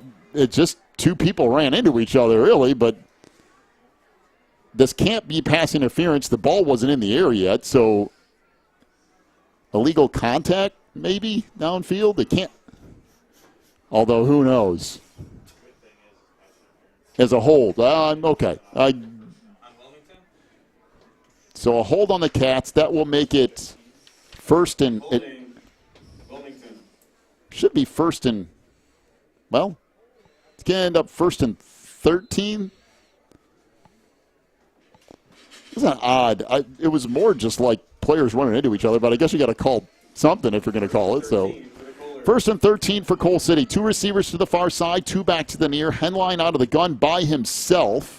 Will take the snap, pressured up the middle, fired. Oh, that was almost intercepted by Kettman, thrown behind Natashak. Henline hurried up and fired it real quick and threw it a couple of yards behind Natashak, who was cutting over the middle of the field. And Kettman almost ended up with that about 6 or 7 yards downfield. I think Henline has rushed a few throws for sure, but my goodness, he's made 2 or 3 really nice passes tonight. 2 receivers to the near side. Henline going to hand it off, and this is Natashak and nothing doing. Couples right there. Natashak on the carry. And Couples on the stop. It'll bring up 3rd down and 11, so a gain of a couple, and that's it. So this Wilmington defense really looking for a big stop here. 3:33 and counting. 27-7 Wilmington. 3rd and 11 for Coal City from their own 23-yard line. Near side hash working right to left. 3 receivers to the far side. 2 back to the near. Henline by himself in the backfield. Takes the snap. Cats trying to bring pressure up the middle. Henline rolls out, fires. It goes off the hands of Logan Natashak out near the 1st down marker. That's a beautiful pass from Henline. Natashak just didn't catch it, and Kohlers will be forced to punt it away on 4th and 11. He put the ball right where it needed to be. And Wilmington going to get the ball back again. And with 3:15 to go in the half, they got time to score again. Kettman back at his own 40 or so. Theo Fritz to punt it away for Coal City, or at least theoretically punt it away. I can't imagine you do something crazy on 4th and 11 this deep in your own territory, but the kick here, nice one. Kettman going to call for a fair catch and makes it back at the 40-yard line. That's where Wilmington will start 1st and 10. By the way, stick around for the halftime show brought to you by Pro Real Estate at pro-homes.net. Big thank you to Pro Real Estate for sponsoring our halftime show. We'll have a check of your first half stats, get you set for the second half, and a full check of the IHSA football scoreboard brought to you by Odekirk and Rhodes, including those 4-4 games that we're keeping an eye on to see if it pushes Wilmington 2A or possibly 3A. We'll check all those scores, or at least as many of them as we can find, here in just a few minutes. 3:09 to go in the half. 1st and 10 for Wilmington from their own 41, working left to right. Off the near side hash. Kettman is the wing back to the near side. And handoff comes off the right again. Out across the 45 to the 46. Nate Couples will pick up almost 5 yards. Couples on the carry. And again, Wilmington just, there's big holes out there for the backs to run through. And Coal City's going to need to make some adjustments or this thing could get pretty crazy. Wow. Just the speed. I think what you really learned tonight is how fast Wilmington is across the board. I mean, the team speed is just crazy. Yeah, they've got 4 or 5 people 6 people that can really lay them down. 2nd and 5. Handoff right side again. Out. Wow, that's a beautiful tackle after a gain of a yard or two. Brock Finch just dropped Couples after a gain of 2 yards. It'll bring up 3rd and 3. You want to talk about a solid tackle? That's a solid tackle. That surely was, boy. He wrapped up and dropped him right at the 48-yard line. So Wilmington facing a 3rd and 3 down to 2 minutes and counting here in the first half. Wilmington obviously does not want to give the ball back to Coal City. So if the Cats can pick up a first down, they can at least salt out the rest of the half, and Wilmington would be fine with that too, I think. 3rd down and 3 from the Cats' 48. Moore up under center. In motion, Kettman gets a handoff left side. Kettman across the 45, down to the 40, all the way down to the 39-yard line. A gain of 12 yards and a Wildcat self-storage first down. Looks like Theo Fritz helps to make the stop for Coal City, and it'll be 1st and 10 for Wilmington from the 39-yard line. And now the Cats try to decide exactly what they want to do here. 125 in the half. You could get more points. You could salt out the game clock. Let's see what the Cats elect to do. 1:15 to go. How about both? And Billy Moore going to keep it. Makes a move. I thought he was going to be dropped in the backfield, and he'll end up picking up about 6 or 7 yards. That was a crazy move from Billy in the backfield. Cut back to the inside and somehow went from losing a couple of yards to gaining 6. Bring up 2nd and 4 for the Cats. Wilmington will use a timeout here with 1:04 to go in the half. Boy, that was... You just see how quick and shifty Billy Moore is. He got out there, was like, whoop, there he goes. That's just what I was over here thinking. He can change direction on a dime. I mean, you think you got him in your sights, next thing he's gone. I thought for sure that was, a loss of a couple or no gain, and the Cats end up with 2nd and 4. Now they're down to the Coal City 33-yard line on the far side with 1:04 left. The Cats are down to, I believe, is it one timeout? Yeah, one timeout left here in the half. So, yep, one. We'll see. Wilmington has not done a lot kind of off script tonight. Billy Moore has kept the ball a couple of times as he did there. That's about as risky, other than the one pass play, the little short pass play that Wilmington has elected to go.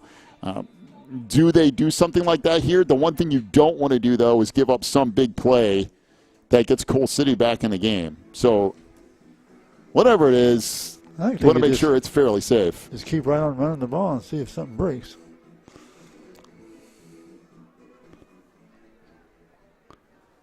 So 2nd down and 4. Moore under center. Takes the snap. Handoff underneath. But there's not much doing there. It kind of just collapsed in on itself, but the Cats managed to shove the pile forward. And it is,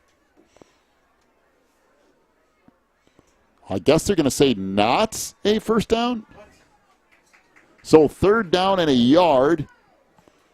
3rd down and 1 to go for the Cats.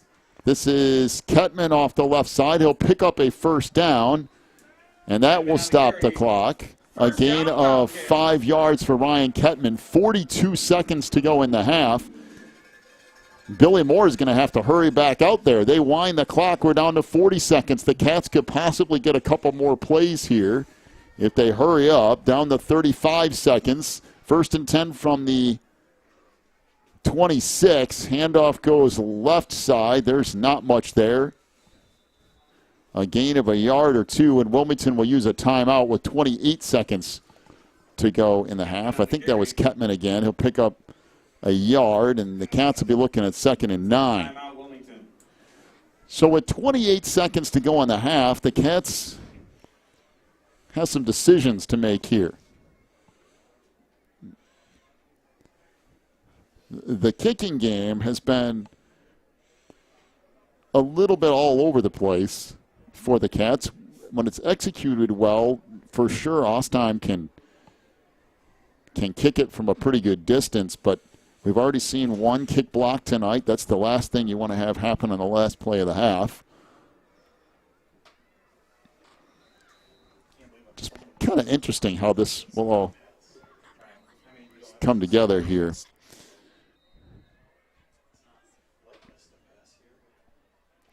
So 2nd and 9, and again, for Wilmington, what's the risk reward that you're looking for here? Up 27-7. You don't want to take too big of a gamble and, give Coal City some sort of free points. But you also don't want to leave points sitting out there. So see what Barry comes up with here. Barry Southall, the OC for the Cats. So, again, split out with those tight ends. And Billy Moore going to keep it himself inside the 25, down to the 20, 15. Moore gets thrown out of bounds down around the 13-yard line or so. Billy Moore managed to get out of bounds and managed to pick up the first down, too. So it's a gain of about 12 yards. And that is a Wildcat self-storage first down. Now, the Cats have 21 seconds on the clock. They're down to the 13. Now, does Wilmington go to the air, or do you? There's not really much else you can do with no timeouts. You almost have to put it up there. So Billy Moore up under center, out of the double wing, everything packed in again. They're going to run it off the right side. This is K-Chuck, breaks a tackle, gets down to about the 7. The Cat's going to have to clock the football here somewhere along the line. It's down to 10 seconds. 9, 8, 7. Cats looking to snap it. They will. And there is a flag down on the far side. Offsides. Down to 5 Coal seconds. City, left end. Really, either way here, even if it's on, well, let's see. I don't know how you'd ever, the Cats looked like they were set.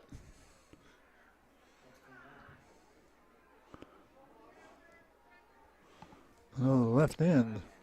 So they're going to say false start on the Cats.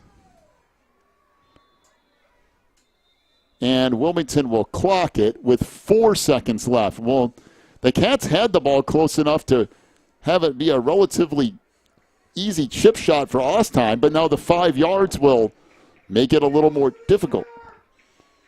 So we're looking at, depending on where they put this ball down, 30, 31-yard field. Looks like right at a 30-yard field goal for Evan Ostheim. Finn Bryant will hold. Kuipers to snap. 4 seconds to go in the half. Good snap from Kuipers. Good hold. The kick from Ostheim is long enough.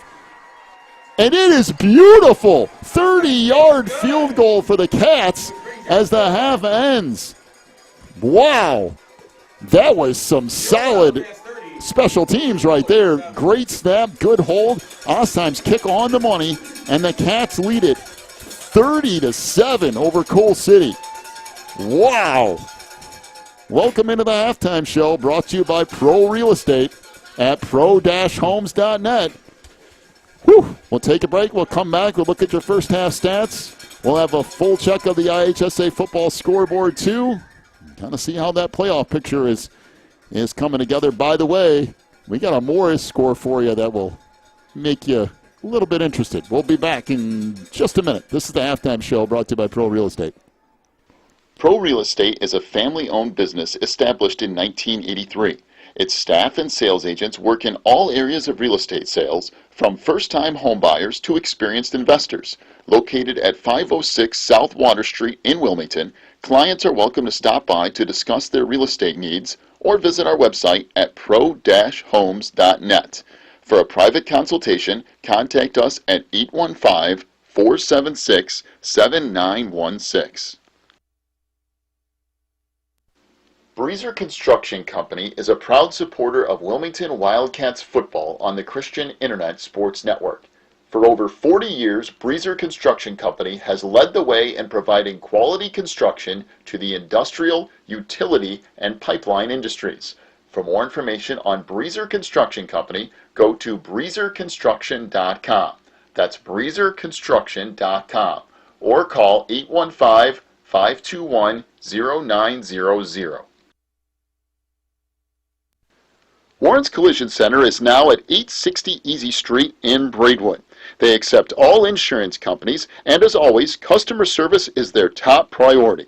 Contact Warren's Collision at 815-458-3300, stop by online at warrenscollision.com, or visit in person at 860 Easy Street in Braidwood. Warren's Collision Center is open from 8 a.m. to 5 p.m. Monday through Friday. Warren's Collision Center, where they care beyond the repair. Wildcat Self-Storage is a facility providing clean, convenient, and well-maintained storage units. They provide great customer service with competitive rates, and they also have online bookings and payments for your convenience. Wildcat Self-Storage is at 131 School Street in Wilmington, online at wildcatsst.com, and by phone at 815-768-0681. Wildcat Self-Storage is proud to be locally owned.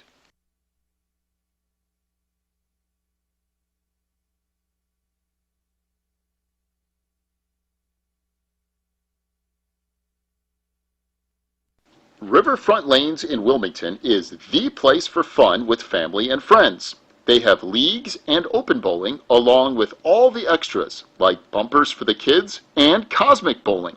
Riverfront Lanes is your party headquarters too. Whether it's a birthday, company outing, or fundraiser, they can take care of you. Visit riverfrontlanes.com for hours and more information, or stop by at 402 South Water Street in Wilmington. Back on the halftime show, brought to you by Pro Real Estate at pro-homes.net, and also at 815-476-7916. Wilmington leads Coal City 30-7 here at the half in a game that Wilmington offensively has just rolled. Up 3 or 4 different runners getting big gains, 3 different running backs getting touchdowns tonight, and the Cats up 30-7 at the half, but can't rest on this one yet. Coal City with a high-powered offense, and you just want to make sure if you're Wilmington that you hang on to the football as much as you can. Now, we're figuring some things out. We have your first half stats that we're working on right now, and we also have a full check of the IHSA football scoreboard from Odekirk and Rhodes coming up here in a minute, but we're going to give you a little sneak peek of that scoreboard update.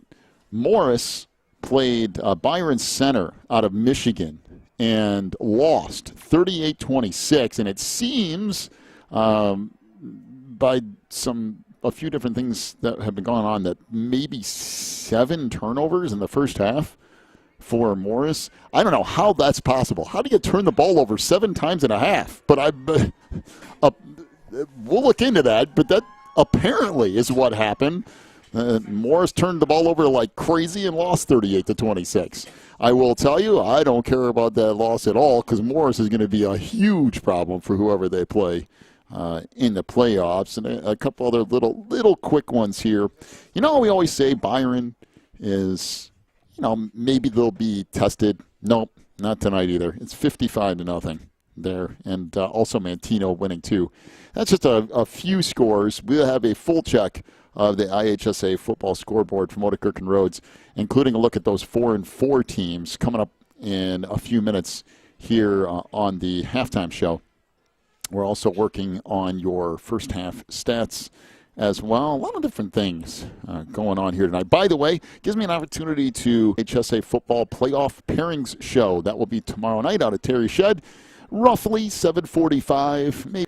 And then we will have full coverage of all the different classes. We'll find out where Wilmington ends up, Coal City, Morris, all the different ICE teams too, as we look at things throughout the night on the IHSA playoff pairing show live from Terry Shed tomorrow night at 7:45 here on the network. All right, we're going to take another quick timeout. When we come back, your first half stats and a full check of the IHSA football scoreboard from Odekirk and Rhodes. We'll do that after this on the Christian Internet Sports Network. The attorneys and staff at Odekirk and Rhodes are here to help during your most stressful legal situations, including criminal cases, divorce, custody, personal injury, and more. Odekirk and Rhodes will be with you every step of the way with aggressive representation that results in positive outcomes. Call 815-306-4864. Visit online at odekirklaw.com or stop by any one of their locations in Joliet, Manteno, Morris, or Wilmington today. Spins and Needles on Davie Lane is your local sewing shop in the Wilmington area. They specialize in sewing machine repairs and needles at 614 Davie Lane in Wilmington from 10 to 4 Tuesday through Thursday and Friday and Saturday from 10 to 3. Or call 815-592-1183 for spins and needles.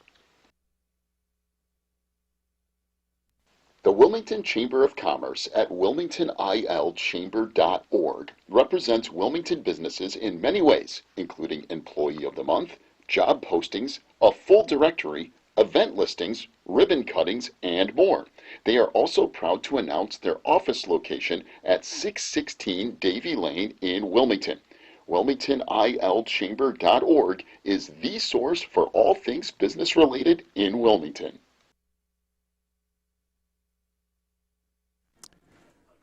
Back here on the halftime show, brought to you by Pro Real Estate at pro-homes.net and also at 815-476-7916. Wilmington dominated that first half of play. They lead Coal City 30-7. And we'll have a check here of your first half stats. Let's start with Coal City rushing the football. And Skygram had one, actually, I think it was more of a pass, but whatever. He ends up with about a yard or so on that whole thing. It should. I think it's 5 of 14 for Coal City through the air. Connor Henline for 65-ish yards. Logan Natashak, 1 reception for 4 yards. Gavin Berger had 2 receptions for 48 yards. And Gavin Vestal, 1 17 yards touchdown reception. And Coal City with 84 first half yards, 85, 20 on the ground, 65 through the air. For Wilmington rushing the football, Billy Moore, 3 rushing attempts for 39 yards. Ryan Kettman, 14 rushing attempts. Is that 75 yards? 14 rushing attempts for 75 yards and a touchdown. Nate Couples, 7 rushing attempts for 107 yards and a touchdown. Hunter Kachuk, 5 rushing attempts for 107 yards and 2 touchdowns. They both end up with 107 yards. Kachuk with 2 scores, Couples with 1. Kettman has 1. The Cats, 29 rushing attempts, 328 yards and 4 touchdowns in 1 half. Through the air, Billy Moore is 1 of 2 for 11 yards. And the Cats had 1 fumble. Kettman fumbled the ball and turned it over in the first half. But Wilmington, 339 yards. They outgained Coal City 339 to 85 in the first half. Coal City will get the ball to start half number 2. All right, we're going to take one more quick timeout. I'm going to come back. We'll have a full check, and we do mean full, of the IHSA football scoreboard brought to you by Odekirk and Rhodes. We'll do that right after this. This is the halftime show from Pro Real Estate at pro-homes.net and also at 815-476-7916. Back in just a minute. Quigley Technology Services is your local source for computer help. They have built numerous websites, including ours here at the Christian Internet Sports Network. Quigley Technology Services also specializes in virus removal, so your computer will get back to full speed now. And you can trust them for first-class computer repair, including free local pickup and delivery, plus on-site service, including after hours. Contact Quigley Technology Services at 815-293-7844 or stop by at quigtech.com. That's QUIG tech.com.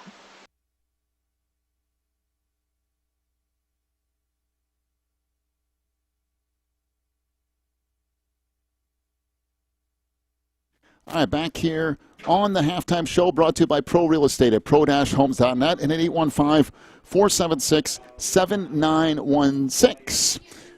Wilmington leads at 30-7 over Coal City. We are roughly 7 minutes away from the start of half number 2.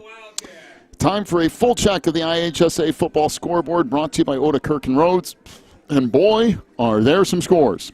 Piatone and Herscher tied at 14 at the half. Kind of knew that Piatone was going to be in another battle. They are tonight with the Herscher Tigers tied at 14. Manteno 13. Or actually, I think it's now, it says 33-6 over Streeter in the fourth quarter. So Mantino cruising there, 33-6. Reed Kuster will be playing tomorrow. I believe it's against Noble. All right, in 3A tonight, Byron, tough game with North Boone. They lead 55-0 at the half. St. Rita leading IC Catholic 21-7. That game also at the half. St. Rita, one of those 4-4 teams that needs a win in the upper reaches. Bloomington Central Catholic 37-0 over Prairie Central.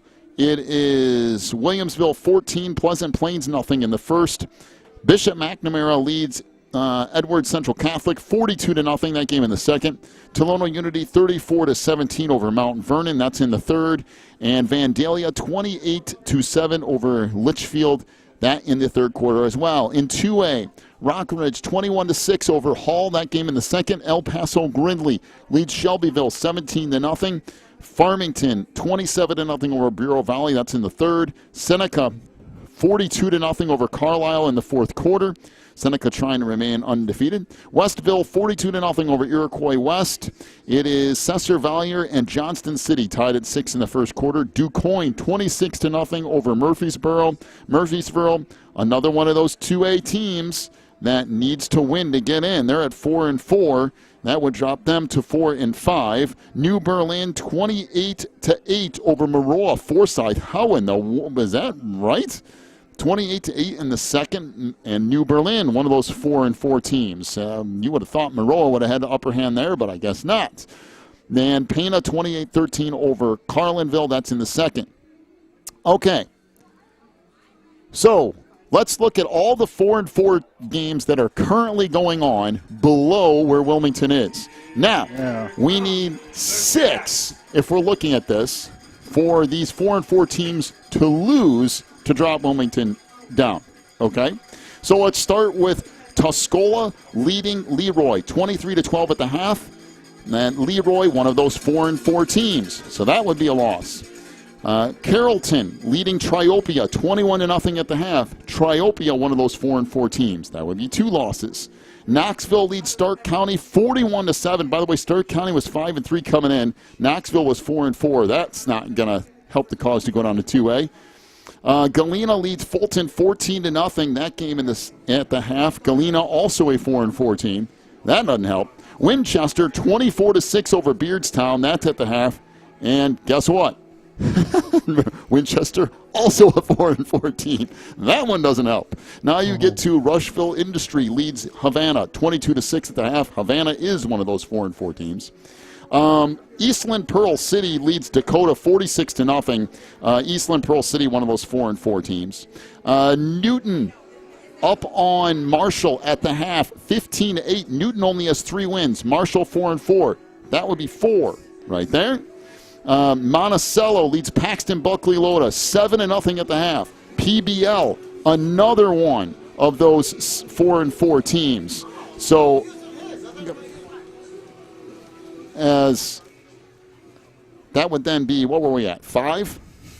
Yes. And yes, 5. 50-50 time. Get out those tickets. Westglen leads Madison 36-16. Westglen is a 4-4 team. No help there. In the third quarter, Illini West leads Elmwood Brimsfield 28-24. Illini West also a 4-4 team.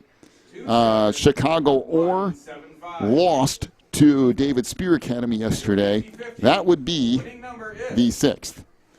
And guess what? That is all of them. Oh, no. Now, there's other teams up high that if 4A would then push it back. So you have Mount Carmel up on Lawrenceville 21-8. That would be a 4-4 that would actually help you. If 12 at the half. Let's see. Palatine leads Conant 14-0 in the first. That would be a 4-4 team that might push it down. Homewood Flossmoor leads Mattia Valley 21-0. That would be a 4-4 team that could push it down. And Loyola up on Mount Carmel 17-14. Mount Carmel, by the way, undefeated, and Loyola beating them tonight. That could also push it down. So there are some things there. There's a lot of stuff still left to happen tonight, but we will keep an eye on it. By the way, a couple other quick scores at Boundsy Valley, 14-7 over DeKalb. Let's see, Romeoville trails Plainfield South 7-0. Plainfield East 21-0 over Plainfield Central. That's in the first. As we mentioned, Morris lost to Myron Center 38-26. Morris with 7 first-half turnovers, I guess. Moments leads Georgetown Ridge Farm 14-13 in the third. Oswego East leads Minooka 7-0. That's in the second. Lincoln Way West defeated Stagg 49-0. Sandburg beat Lincoln Way East again yesterday, 21-13. Lincoln Way East without their big-time quarterback who got injured. Lockport 27-3 over Neuqua Valley. Kankakee trails Crete-Monee 13-0 in the second. Boy, that's a big score. Bolingbrook 12-7 over Yorkville. And Aurora Christian leads Marion Central Catholic 9-7 in the first. Bradley Bourbonnais 32-7 over Andrew in the second. Again, back in the ice one more time. Herscher and Piatone tied at 14 at the half. Mantino defeats Streeter 33-6 is the final there. And Reed Kuster will play tomorrow. That's a full check of the IHSA football scoreboard brought to you by Odekirk and Rhodes. Cats will kick it off to start the second half right now, as a matter of fact. But we ran wire to wire there. Up the far side goes Mason Garner, who will return it out across the 35 to near the 38-yard line. That's where Coal City will start up 1st and 10. On the return for the Kohlers. By the way, our old friend Byron from Northwest squeaking out another win. Yep, they're not struggling tonight, 55-0. All right, so the Kohlers have it 1st and 10 from their own 38, working right to left from the far side hash. 2 receivers to the near side. Henline out of the gun. Looks deep downfield again and just overthrew Brody Widlowski down at the 35-yard line. Widlowski had a couple of steps, but the pass a touch too far. Looked like Billy Moore out there in coverage for the Cats, and it'll bring up 2nd down and 10 for Coal City. 2nd down and 10 for the Kohlers. So 2nd and 10 for Coal City. Out to the 38 again. Trips receivers to the near side, 2 to the far. Henline out of the shotgun here.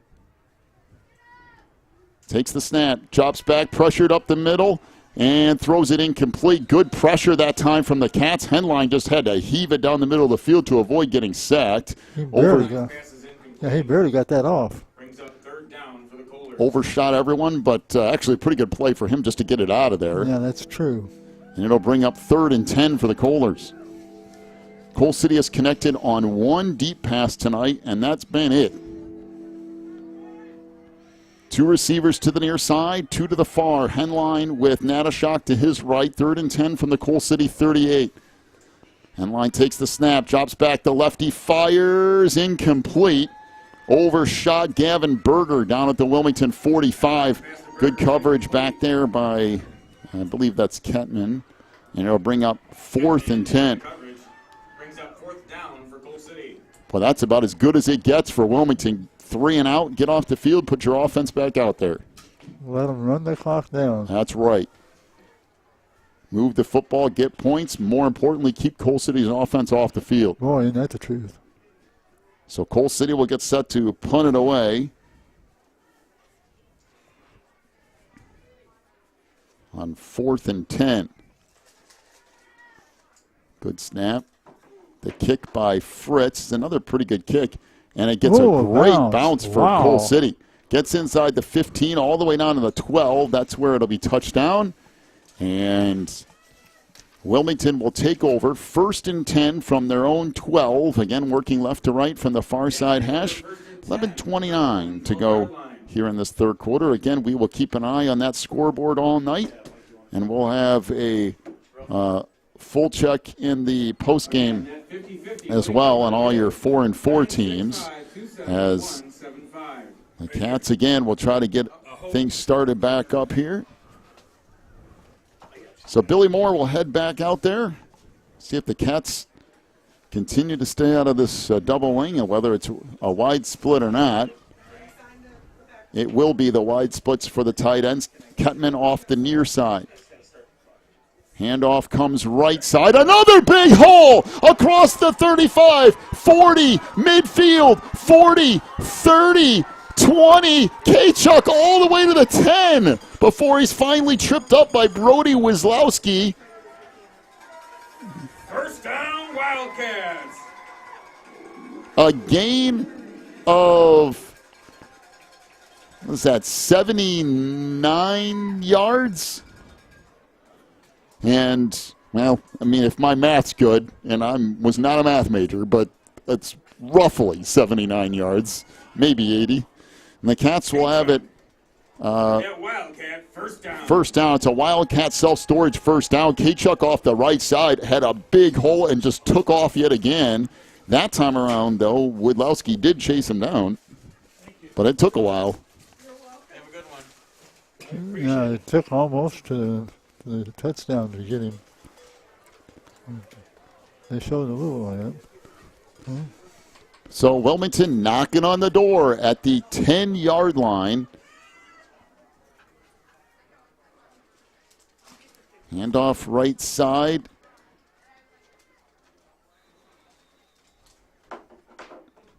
And not much doing there. Down to the 9, maybe the 8.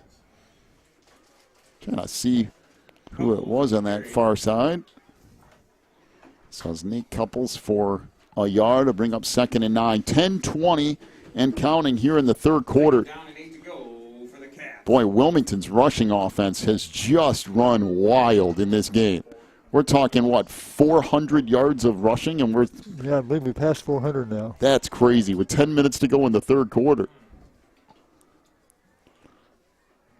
So 2nd and goal just inside the 9-yard line here. Again, wide splits out of the double wing. Kettman off the left side, cuts it back down to the 6, maybe the 5. That's about it. Kettman on the carry. So a gain of 3 more. And again, for Wilmington, the biggest thing here Down and 6 to go is just for the keep Cats. that clock a churning. Move clock as much as you can.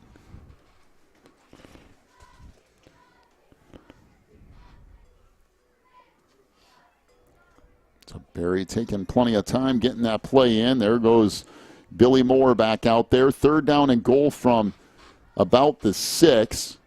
Coal City's defense has gotten a lot stingier down here in the red zone.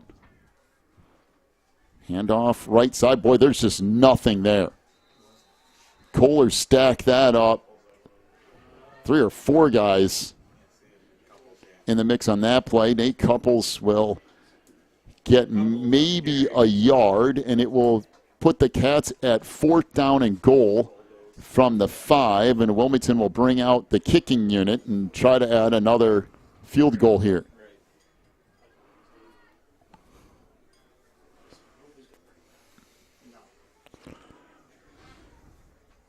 So Kuiper's to hold, Kuiper's to snap, Finn Bryant to hold, and Ostheim with a 22-yard field goal attempt. And again, beautiful snap, but it's missed. Maybe they say wide right. Looked like it was pretty good, but it was no good. So Ostheim misses it, and Coal City holds. It will stay 30-7. Your Wildcats 30. Boy, that City Kohler 7. everything about that looked really good, but Ostheim misses to the, I guess, to the right, and it'll be 1st and 10 for Coal City. The Kohlers, that's a nice defensive stand to keep this thing within shouting distance for Coal City. You give up a touchdown there, and it's almost impossible. 1 receiver to either side. Henline out of the shotgun. Takes the snap. Hands off to Natashak. He's dropped almost immediately. Maybe a gain of a yard or 2. But, man, the Cats collapsed so quick on that. Bring up 2nd down and 8. And the thing is that Zach Olin got him from the backside. Like that's how quick that Wilmington is collapsing. He just kind of followed him and tripped him up from behind. Bring up 2nd and 8, 7:55 to go here in the third. 2 receivers to the near side, 1 to the far. Henline out of the shotgun. Now a receiver in motion from the far side will put trips to the near side. Henline with Natashak to his left. Fake the handoff to Natashak, and Henline slips and falls back at the 15. And another slip for Coal City gives them a huge loss. of yards. Be a loss of 7, and it'll set up the Kohlers with 3rd and 15. Brings up third down for the Kohlers. Wow. 7:20 and counting here in the third quarter. That's twice tonight that Coal City players have slipped. Kind of got to think they play on turf all the time. That's just what I was going to think. So maybe it's a little different. 2 receivers to either side. 1 receiver in motion. That's the slot receiver. Makes it trips near side. Dropping back, Henline. Fires over the middle. It's caught. And sliding down there is Gavin Berger. So Berger with the reception. That'll be a gain of 10 yards. It'll bring up 4th and 5 for Coal City, and they're going to be forced to punt it away. I mean, if you're the Kohlers, pretty soon, it's 4 downs no matter what. If you want to have any shot in this thing. Maybe not yet, but you're getting borderline. So 4th and 5 from the Coal City 25-yard line.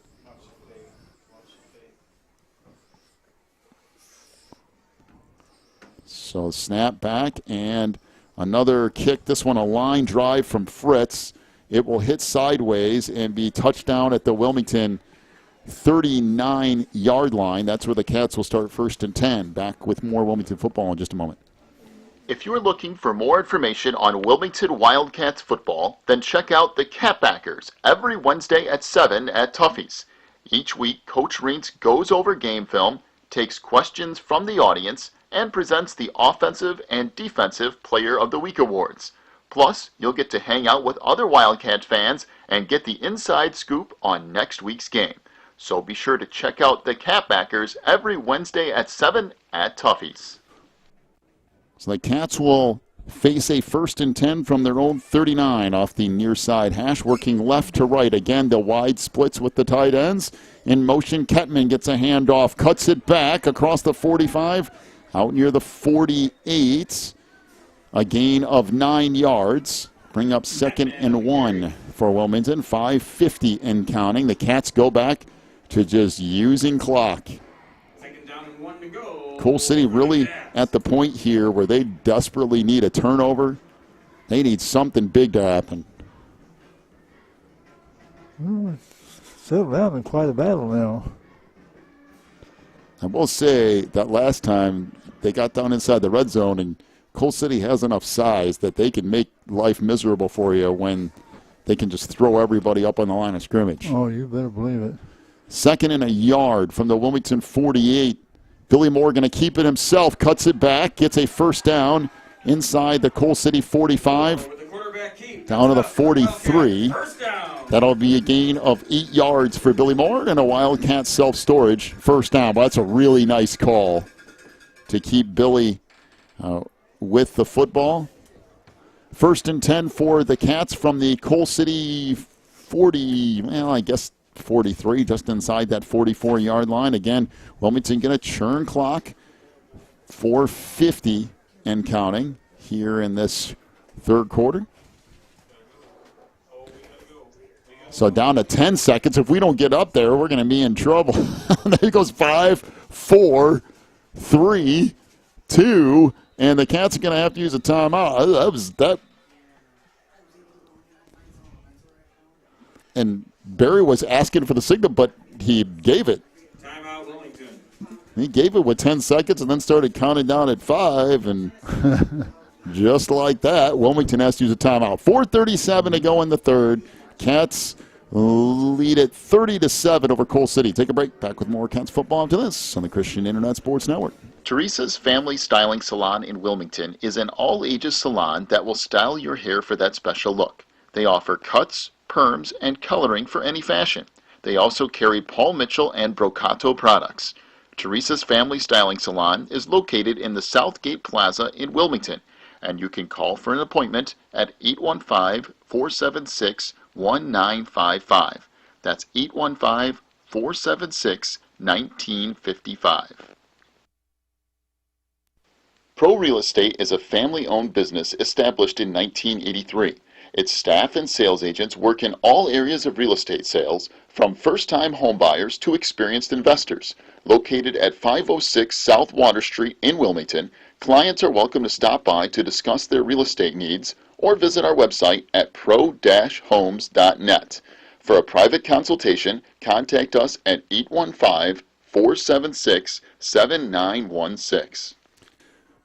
So the Cats use their first time out of the half and face a 1st and 10 from the Coal City 44. Get out of that double wing with wide splits from the tight end. And Billy Moore going to keep it again, trying to get right side. Boy, there's not much room over there. And good job in pursuit by Brock Finch to wrap him up. Finch stayed at home, and there were 2 or 3 guys out there for Coal City. A loss of 3, and it'll set up 2nd down and 13 for the Cats. Back out to their own, or to the Coal City 47-yard line. So 2nd down and 13 to go for the Cats. So Billy carried twice for 5 yards the second half here. So the Cats just, burning clock here and trying to get first downs. Couples will check out. Hunter Kachuk back in. 2nd and 13 from the Coal City 47. Again off that near side hash. Keeping it as Billy Moore. There's just not much there. Wilmington trying to go with Moore repeatedly here. It'll bring up 3rd down and 13. So Brings up 3rd down for the Cats. it's kind of interesting how all of a sudden the Cats go back to back with Billy Moore rushing the football and have lost a total of 3 yards on those 2 plays. I wonder the philosophy behind what they're doing. Looks like if we wanted to stay on the ground and get the yards, you go to Catman or back to, hey, they could even bring Schrager in there. I mean, it might just be that the coaches are seeing something that they think is open, but it just didn't quite get there. Cats are about ready back to get another delay of game. Keeping his Billy Moore again up the middle. Moore is close to another 1st down, got tripped up late. He's going to pick up about 11 yards. It's going to set up Wilmington with 4th down and 2. Billy Moore with 3 straight runs. That one a decent one. Got through in a hurry. It'll bring up 4th and 2. The Cats are going to go for it here. 2:38 to go here in the 3rd quarter. All right. Where do you go to here? Well, if you're going to go to the logical place, Catman. You are correct, sir. So 4th down and 2. Moore back up under center. Ketman is the near side back. And they go the opposite way. This is Kachuk trying to get the corner, and he's not going to. He is dragged down for no gain. Might have actually lost a yard. Brock Finch wraps him up. Coach Reent says, can you please cut that ball upfield earlier? He does not. The Cats gained no yardage, and it will go over on downs to Coal City. I will say this much. When Coal City's needed to make stops this half, they've made them. They've made 2 in a row now. So 2:10 to go in the 3rd quarter. 1 receiver to the near side, 1 to the far. Henline out of the shotgun here with 1 back to his right. In motion goes Berger. Henline takes the snap, drops back, fires far side. Caught him! No, it's dropped! And absolutely getting leveled is Vestal. Wow. And I mean got leveled as soon as he touched the football. He got up slowly, and he probably should have. I think that's Ryan Ketman, and he just absolutely hammered Vestal around the line of scrimmage. Perfectly timed. Boy, Ketman, that's a huge hit. Vestal had to get up slowly and try to get off the field. So 2nd down and 10 for Coal City. 2 receivers to the far side, 2 back to the near. Henline by himself in the shotgun. Takes the snap, drops back, fires right side. That is caught out across the 45 to the 48 by Aiden Skagram. Skagram will pick up, about 12 yards. And it's enough for a Coal City 1st down. 1:55 and counting here in the 3rd quarter. hopefully not scoring in the red zone won't come back to bite the Cats. Trips receivers to the near side. 2 to the far. Henline out of the gun. 1st and 10 from the Coal City 48. Pressure up the middle. Henline fires. Caught by Skagram all the way down to the Wilmington 20. Finally tackled by Finn Bryant. It's a gain of 32 yards and enough for a Coal City first down. Well, Skagram definitely outweighs Finn Bryant. Skagram 5'10", 195 pounds. And out there in coverage, Finn Bryant is 5'9", 145 pounds, giving up a good 70 pounds. How many yards did he get on that pass? A gain of 32. 2 receivers to the far side. Henline out of the shotgun. 1:15 to go in the third. Henline going to keep it. Fires far side, incomplete over Skagram's head. Good pressure up the middle by Olin. Forced the pass from Henline. And it will bring up 2nd and 10. As rotating in for the Cats comes Will Wilson on that defensive line. 1:12 left to go here in the third quarter. Coal City facing a 2nd and 10 from the Wilmington 20. Right in the middle of the field, working right to left. You're seeing a change of the guard here. Coal City starting to pull the game together. 2 receivers to either side. Henline drops back, fires over the middle. That's caught, and that might go for a touchdown. No, down to the 1. No, they're going to say he's in. I don't know how that's possible, but touchdown to Gavin Berger, a 20-yard touchdown strike. It looked like he was clearly down at the 1, but they just... Touchdown, Coal City. Henline's pass to Berger is complete. Well, the head official also thought that it was down at the 1-yard line. But it's now 30-13, and Coal City going to go for 2 out of the Wildcat here. This is Logan Natashak out of the Wildcat, works left side, has some room. There's a blatant hold on the left side, too. Natashak going to get into the end zone, though, for 2-point conversion, and it's 30-15. Well, now things get way interesting. 1:04 to go in the third quarter. The Cats need to ratchet back up the offense. Take a break. Come back with more Cats football after this on the Christian Internet Sports Network. Breezer Construction Company is a proud supporter of Wilmington Wildcats football on the Christian Internet Sports Network. For over 40 years, Breezer Construction Company has led the way in providing quality construction to the industrial, utility, and pipeline industries. For more information on Breezer Construction Company, go to breezerconstruction.com. That's breezerconstruction.com. Or call 815-521-0900. So this game far, far from over. Coal City goes right down the field, scores, gets the 2-point conversion, and just like that, we're at a 2-score game at 30-15.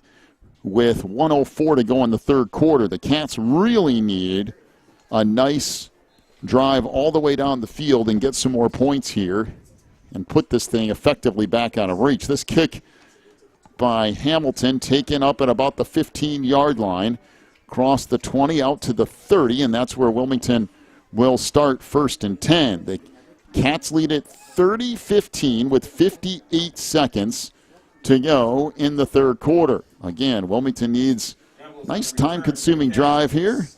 Well, 2 times they've lost a chance to score. Now Coal City's come back and scored.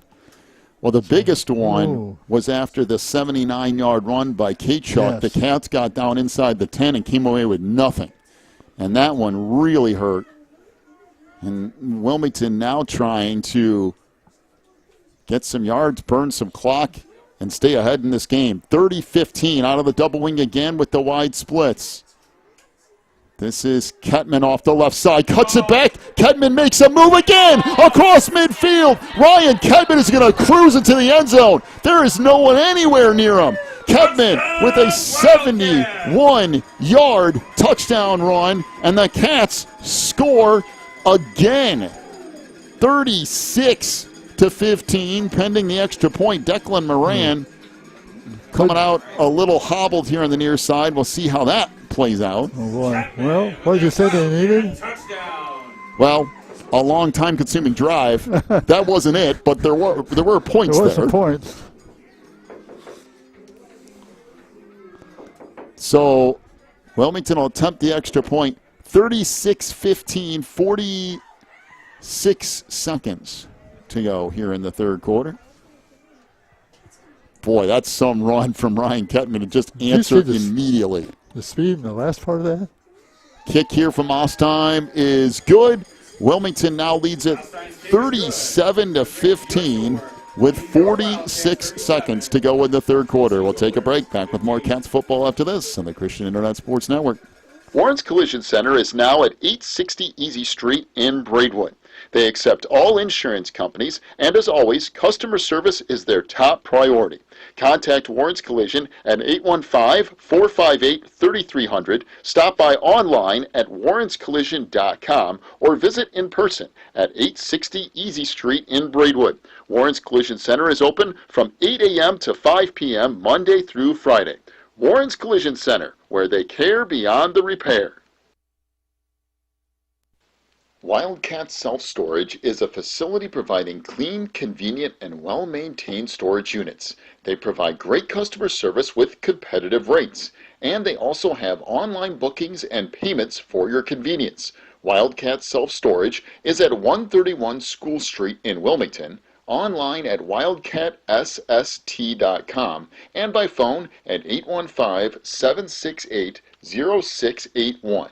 Wildcat Self-Storage is proud to be locally owned.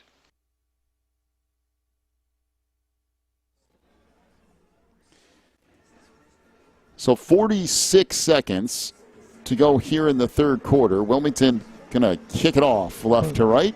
It took about 10 seconds for that touchdown. Comes down around the 18-yard line, across the 20, 30, 35, 40, 45, all the way out to midfield comes the return from Mason Garner. He was just dragging people with him. He just took his chin in there and just rolled right over him. I mean, he's a bulldozer. Wow. Well, now you give Coal City really good field position out at midfield. 39 seconds to go in the quarter. Who knows? Coal City might score again before the quarter's over. One receiver to either side. Henline out of the gun with Nanashok to his right. Chops back, looking left side, fires deep down the sideline. That overshoots everybody. Back there is Gavin Berger, covered by Bryant and... Tell you what, I put one or two people in Berger all the time. Bryant and Kettman back there in coverage. 34 seconds to go here in the third. Kettman and Bryant in on the coverage. Well, yeah, that's trying to throw somebody open that wasn't going to be open. That was very much covered. Two receivers to the near side. Now trips to the far. Henline out of the shotgun. Takes the snap, chops back, pressured up the middle, gets hammered as he throws it and almost threw a pick. Wow. There was a steam motion coming into there. He got unloaded on back at the 40-yard line and almost threw a pick back over the middle of the field, and it'll bring up 3rd and 10 for Coal City. Well, the Cats brought pressure at the right time, and Connor had to eat one there. 3rd down and 10. Again from midfield. Bunched trips receivers to the far side. One back to the near. And Henline fires over the middle. Caught, and then another big hit. That was Gavin Berger. Be a 4th down and 4 after a gain of 6. Boy, the Cats, just about every play here are unloading. And that'll bring us to the end of the third quarter. Wilmington leads Coal City 37-15. Take a break. Come back with more Cats football after this on the Christian Internet Sports Network. Riverfront Lanes in Wilmington is the place for fun with family and friends. They have leagues and open bowling along with all the extras like bumpers for the kids and cosmic bowling. Riverfront Lanes is your party headquarters too.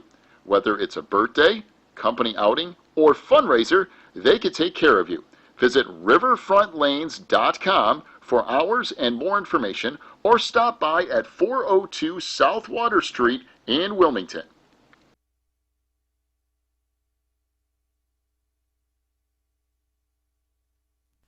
The attorneys and staff at Odekirk and Rhodes are here to help during your most stressful legal situations, including criminal cases, divorce, custody, personal injury, and more. Odekirk and Rhodes will be with you every step of the way with aggressive representation that results in positive outcomes. Call 815-306-4864, visit online at odekirklaw.com, or stop by any one of their locations in Joliet, Manteno, Morris, or Wilmington today. So the Cats lead at 37-15 as we head to quarter number 4. Coal City facing a 4th and 4 from the Wilmington 44-yard line. A lot of fours there. 4th and 4 from the 44. Henline drops back. Looks right side, fires down the sideline. The receiver's out of bounds and almost intercepted anyway.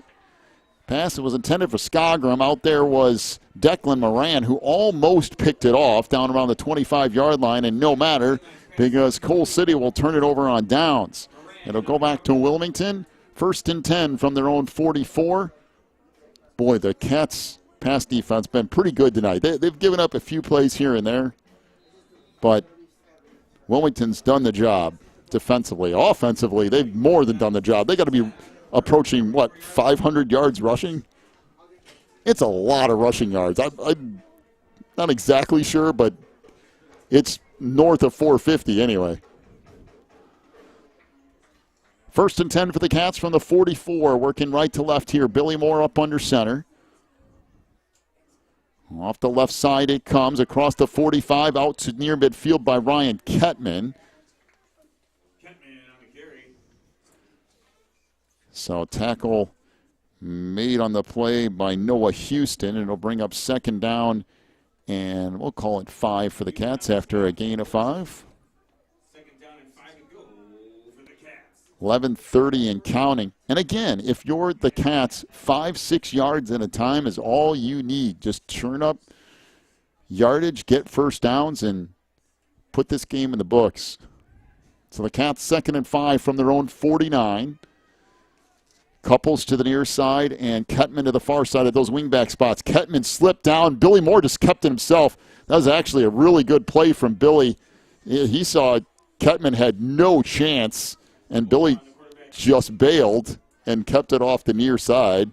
And it'll bring up 3rd and 5. Kind of saved it a little bit there.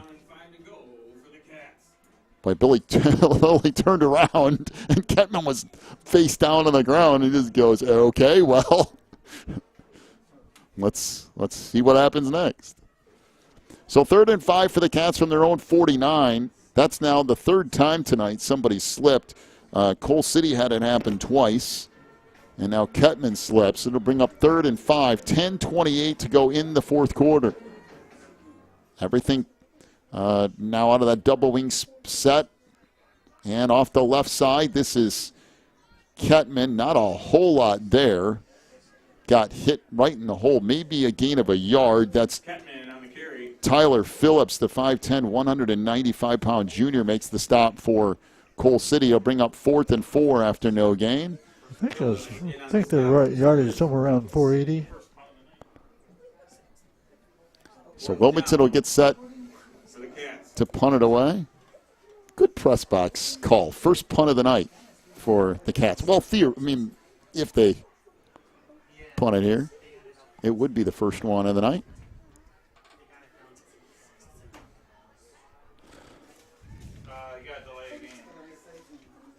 So, yeah, they're counting that down. Really not a big deal for the Cats here if they get a delay game. It'll back it up 5, but back to the 45, and Holman will get set to punt it away. Cats using every second off that clock they possibly can. It'll go back to the 45, 9:28 to go in the game. Wilmington up by 3 scores. I think we passed the 480-yard mark in rushing. That's crazy. Almost 500 yards rushing for the Cats tonight. I thought some things might happen, but 500 yards rushing wasn't one of them. That's probably true. 4th and 9 from the 45. Holman, kick, is pressured, but he got off a beautiful kick, taken back by Widlowski across the 25 to the 30. There's a flag down. This is probably going to come back, and this goes out of bounds around the 35. There's a flag down. I believe they're going to get Brock Finch for a hold out around the 35-yard line or so. That will back Coal City up and give them 1st and 10 with 9:17 to go in the game. As a hold on Coal City officially. By the way, join us tomorrow, the IHSA Football Playoff Pairing Show, live from Terry Shed, 7:45 here on the network. We'll see where Wilmington ends up. If you're from Coal City, join us on that too. We'll see where Coal City ends up. We'll look at Morris and a bunch of ice teams. See how everything stacks out tomorrow, 7:45 on the IHSA Playoff Pairing Show. Live from Terry Shed. Trips receivers to the near side, 2 to the far. Henline will be out of the shotgun here. From that far side hash, working left to right. Henline drops back, fires far side, goes through the hands of the receiver and falls incomplete, intended for Widlowski. And it'll bring up 2nd down and 10. Henline's pass to Widlowski is incomplete. We're past the 21 pass mark.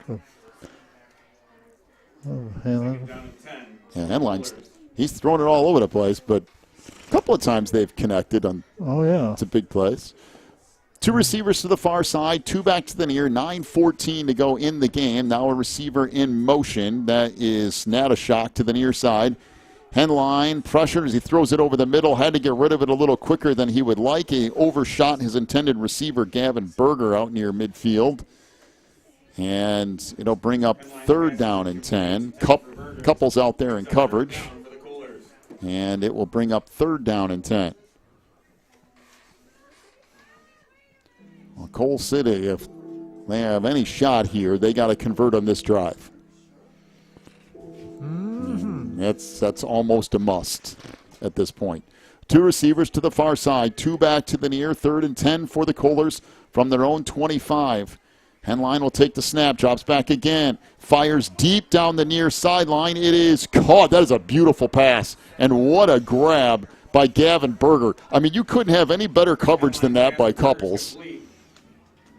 A gain of 37 yards to Gavin Berger. I mean, that's just beautiful. There's nothing you're going to do with that one. 2 receivers to either side. 1st and 10 for Coal City from the 38 of Wilmington. 8:55 and counting here in the 3rd. Henline drops back again. Fires down the sideline again. It is caught again. Down near the 5.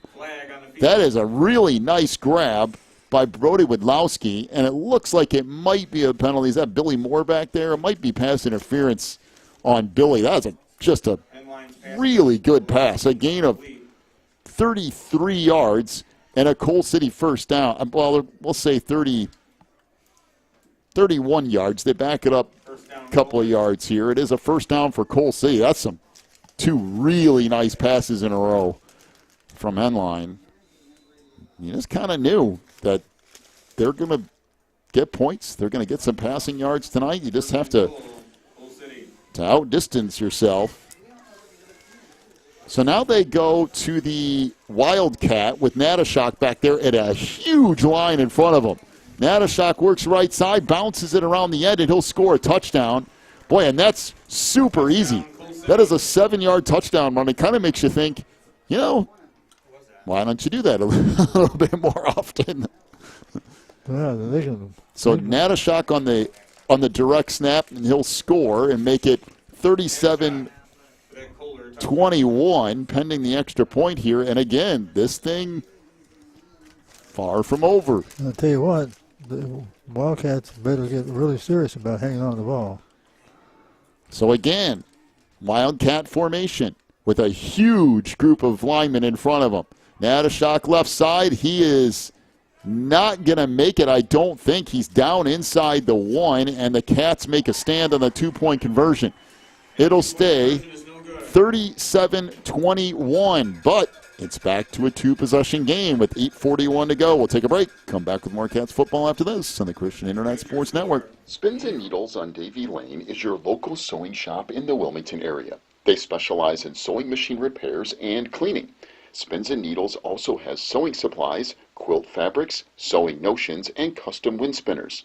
Stop by Spins and Needles at 614 Davy Lane in Wilmington from 10 to 4 Tuesday through Thursday and Friday and Saturday from 10 to 3. Or call 815-592-1183 for Spins and Needles. The Wilmington Chamber of Commerce at wilmingtonilchamber.org represents Wilmington businesses in many ways, including Employee of the Month, job postings, a full directory, event listings, ribbon cuttings, and more. They are also proud to announce their office location at 616 Davy Lane in Wilmington. WilmingtonILChamber.org is the source for all things business related in Wilmington. Well, now if you're the Cats, more than likely Coal City going to try an onside kick here, and you got to be really careful if you're the Cats.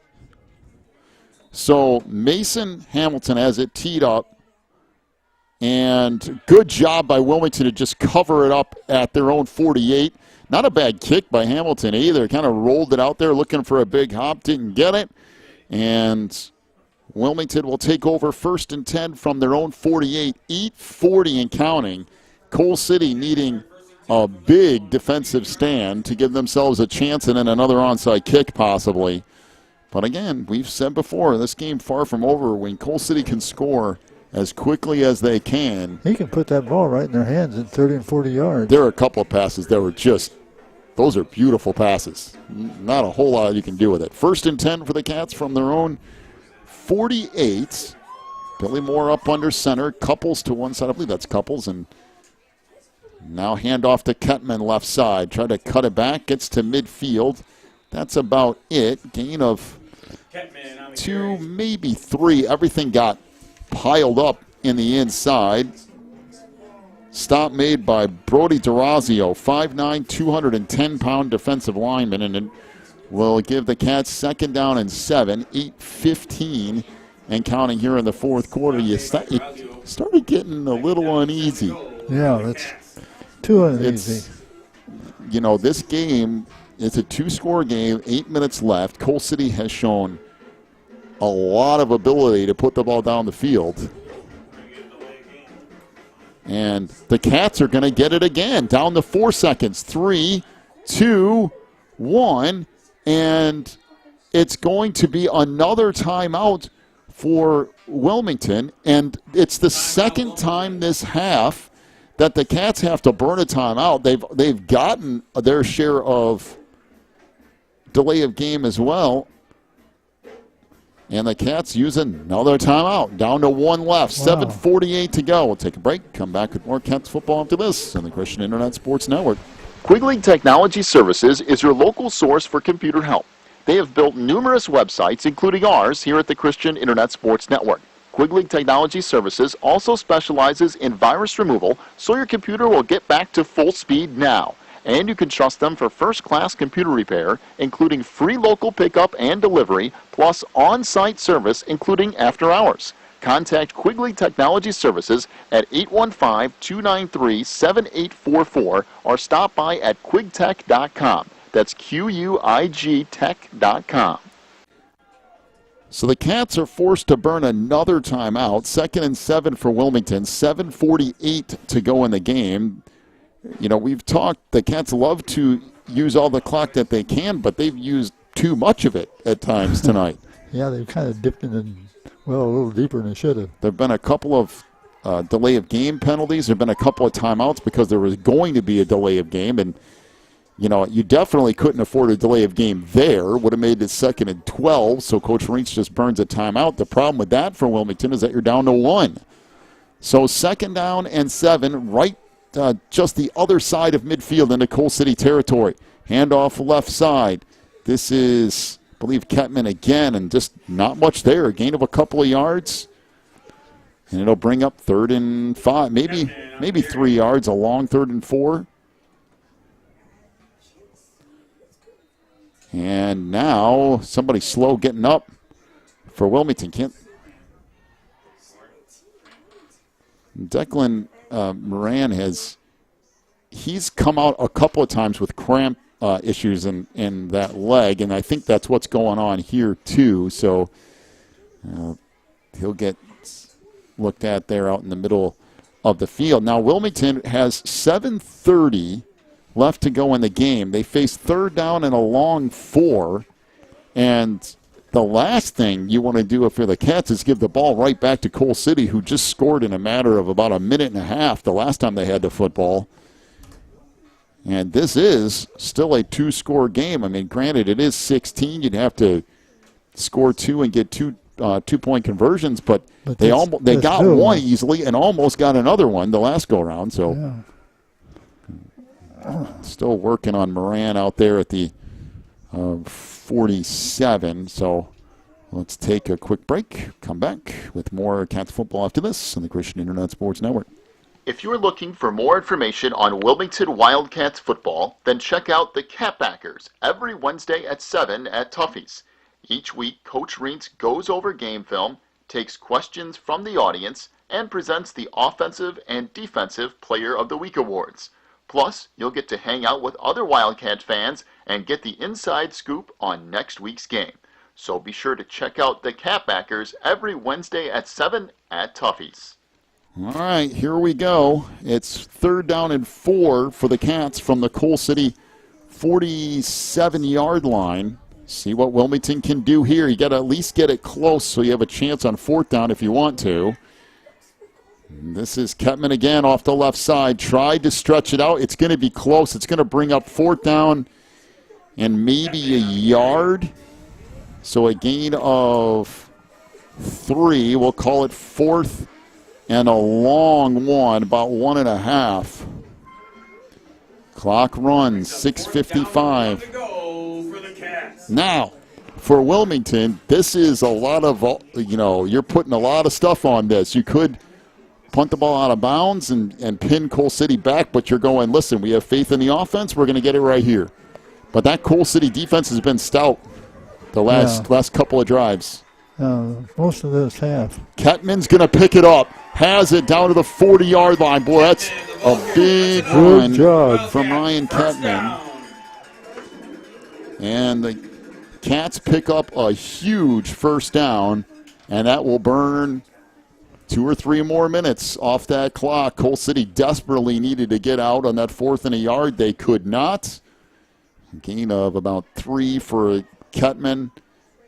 And the clock will roll here. 6:15 and counting in the fourth quarter. Cats moving again. 1st and 10 from the Coal City 40. Working right to left. Couples to the near side. Kettman to the far. And Kettman. And that, I was going to say, I thought it was a false start from Ryan. He was leaning forward. Could not stop himself. And they will get a false start on the Cats. That is one that's a tough one to have to deal with if you're the Cats. But Kettman just leaning a little bit. So it'll be 1st and 15 from the Coal City 45. Boy, that could mean a whole bunch. Well, the clock running. So unless Coal City starts burning timeouts, which they might, the Cats could still take off a couple more minutes here. 1st and 15 from the 45. Coal City with 5 up on that defensive line. And again, Kettman false starts again on the far side. So now it goes to 1st and 20. Man, self-destructing. But here's the thing. Guess what that does? Clock keeps moving. So you take another 20, 25 seconds off the clock. So, yes, it's penalties, but it also is burning. It's burning time, too. Valuable time. So 1st and 20 for the Cats right at midfield. Out of the double wing, everything packed in this time. No wide splits. Kettman left side, he stumbled again. Trying to shove the whole line ahead. Wilmington still pushing it all the way down. Inside the 45, down near the 42. Wait, Kettman's got the ball way out of midfield. The whole pile went down to the 42. The ball's way back out of midfield. They're marking it at the 42. Was the ball not back That is not where the ball. Ketman was literally had the ball back at the 40. The pile went to the 42. I don't think the ball did. What are we giving him for yardage? That's one of the weirdest plays you'll ever see. The whole pile went down to the 42-yard line. Ketman was tackled back at the 48. Or did I miss something there? I'm fairly certain that's what happened. I'm missing how many yards he got. He didn't get hardly any. It should be like 2. They marked the pile moving forward, but the ball wasn't in the pile. So we have this huge group of officials back here. Wow. How is that? How is that possible? The ball's down to the 44-yard line. What? I got to see that one on film. That's one I really need to look at later because I could have sworn he was tackled back at like the 48-49, but whatever. The Cats will take it. It's a gain of 6 yards. It'll bring up 2nd and 14, 4:20 and counting. 6 yards. Here in I had 4.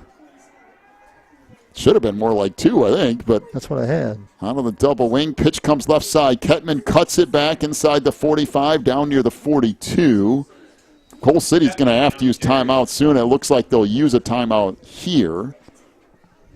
It'll bring up 3rd down and 12 after a gain of 2. 4:08 left. Wilmington leads it 37-21. 4:08 to go. We'll take a break. Back with more Cats football after this on the Christian Internet Sports Network. Teresa's Family Styling Salon in Wilmington is an all-ages salon that will style your hair for that special look. They offer cuts, perms, and coloring for any fashion. They also carry Paul Mitchell and Brocato products. Teresa's Family Styling Salon is located in the Southgate Plaza in Wilmington, and you can call for an appointment at 815-476-1955. That's 815-476-1955. Pro Real Estate is a family-owned business established in 1983. Its staff and sales agents work in all areas of real estate sales, from first-time homebuyers to experienced investors. Located at 506 South Water Street in Wilmington, clients are welcome to stop by to discuss their real estate needs or visit our website at pro-homes.net. For a private consultation, contact us at 815-476-7916. So Wilmington faces a 3rd and 12 from the Coal City 42. There's 4:08 left. It is a 2-score game. But Coal City having to use 1 timeout there. And Billy Moore going to keep it himself, trying to make a move, cuts back, getting inside the 40, down near the 39. It's a gain of 3 more yards and a Coal City timeout. 4:01 remaining. The Coalers down to just 1 timeout left. And the Cats will have a 4th and 9. So we'll see what Wilmington elects to do here. I'd just punt the ball straight out of bounds somewhere. Yeah, I don't want to give me better field position than necessary. Just tell the punter, kick it as far as you can. That's right. Slap it out there. You can kick it through the goalpost, kick it through that while you're at it. That'd be just fine. So make sure to stick around for the postgame show brought to you by Warren's Collision Center, where they care beyond the repair over there at Braidwood. Big thank you to Warren for sponsoring the postgame show tonight. We'll have a final check of your stats. We'll also talk to Coach Reitz, and we'll have one more look at the IHSA football scoreboard brought to you by Odekirk and Rhodes. Take another look at those 4-4 teams and some other action going on throughout the area. See if we can figure out if Wilmington will be 2A or 3A come playoff time. All that on the postgame show from Warren's Collision Center over there in Braidwood. 4th and 9 for the Cats. Coal City kind of the last gasp time here. They're down to 1 timeout, 4:01 left. Now, if the Coalers can score quick and get an onside kick, it's still within the realm of possibility here. They almost got the onside kick earlier. Now for the Cats, just a clean punt here. This kick comes down at the 10, kicks sideways and is downed at around the 11-yard line.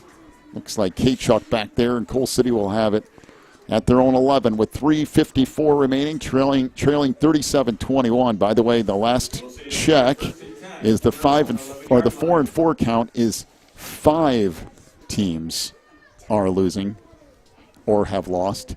The Cats need 6, but of course that's not taking into account anything above Wilmington either, pushing them down.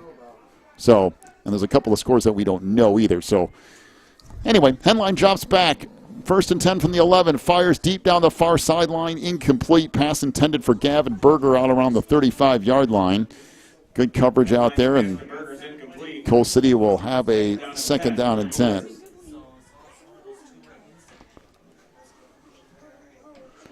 "25 passes, 9 for 25. So 2nd and 10 for Coal City from their own 11-yard line. Trips receivers to the far side, 2 back to the near. Henline out of the shotgun with 3:49 left. Coal City needing to go 89 yards, and they need to score again after that. Pass is incomplete. Overshot his intended receiver, Ty Christopher, out at the 15-yard line or so. And Coal City will face a 3rd down and 10 with 3:45 left. Of course, everything now is 4-down territory for Coal City. I mean everything. Could be 4th and 40 and you're going for it. Yeah, no tomorrows if you don't do it. So 2 receivers to the far side, 2 back to the near. Henline out of the gun with Natashak to his right. 3rd and 10 from the Coal City 11. Henline pressured from the far side, fires incomplete. And there is a flag down for interference. That is called the coaches on the far side calling a penalty and getting it. Not entirely sure that's actually pass interference, but it doesn't matter because it's called anyway. It looked like it was intended for maybe Wadlowski out there, and it'll bring up a 1st down for Coal City with 3:40 left. That's what gets me. Yeah, where coaches call penalties? Yeah, they did that. No.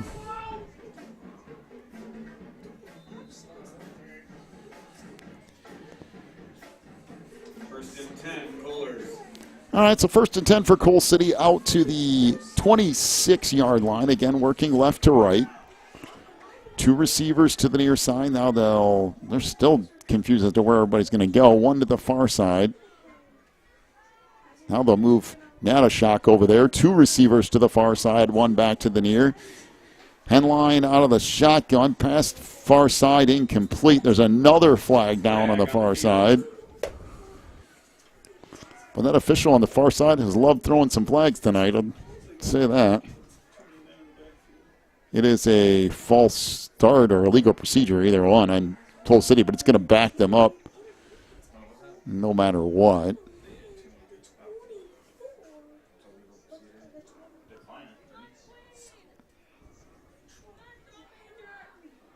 So they're going to decline it, and it will put Coal City at 2nd and 10 from their own 26 with 3:37 left. Penalties decline. 2nd down and 10 for the Coolers. Well, it looks like, is Wilmington having to send a down marker to the other side of the field? I think the digital down marker stopped working on the far side. So the Cats will have to bring over the old-fashioned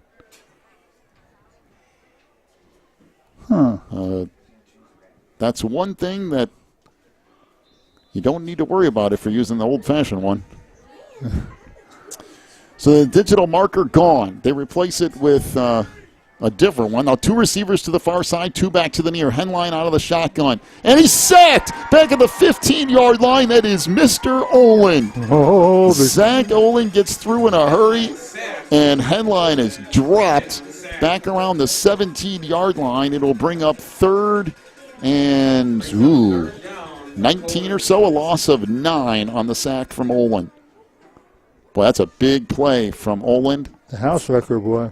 3:10 and counting. 3rd down and 19 for Coal City. Trips receivers to the near side, 2 to the far. Henline out of the gun. Drops back, looks right side, fires incomplete. Undershot his intended receiver. Couldn't see who that is out there. It'll bring up 4th down and 19 for Coal City. Last gasp time for the Coolers.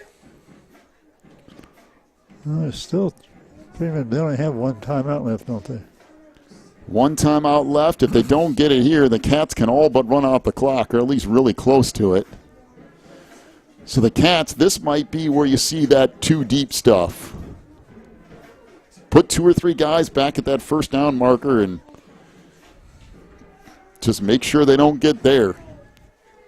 Trips receivers to the near side, 2 to the far, 4th and 19 from the Coal City 17. Henline drops back, tries to get away, rolls and fires down the sideline. It is knocked away, incomplete. Good coverage out there. Pass came out there for Berger or Walker, or Berger or Scroggum out at the 50-yard line. 3 Cats defensive backs back there. They knock it away, and Wilmington seemingly going to hold on and get a win here tonight. This defense making a stop when they need to. 2:52 left. Coal City only has 1 timeout remaining. So the Cats can all but run out the clock, just run the football here for 3 plays. So there goes Billy Moore back out there. The Cats trying to close things out, get to 8-1, and win a conference championship yet again. Moore up under center. Couples to the near side, and Ketman to the far. Ketman off the left side, gets stacked up, trying to push the pile forward down around the 15. They're going to blow the play dead there. So a gain of a couple of yards. Clock will continue to run. 2:35 in counting. Kind of surprised Coal City didn't use a timeout there. Yeah, they could have. I mean, you still have 1 to go. You never know if you get a fumble or you got something happen. You want to have as much time on the clock as possible. And I know that's a large uphill battle here, but that's about the only chance you got left. Again, Couples to the near side, Ketman to the far. Up under center, again, is Billy Moore. Underneath it, comes on the counter to Couples, trying to get the edge, and he gets hit, fumbled the football, but he was down on the far side. Boy, a pretty good hit out there by Brock Finch. And Kate Chuck will come in. Couples on the carry.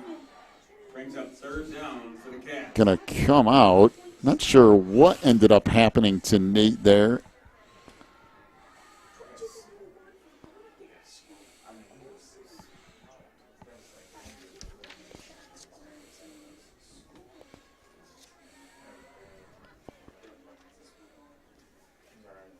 So down to 1:15 and left. 3rd down and 8.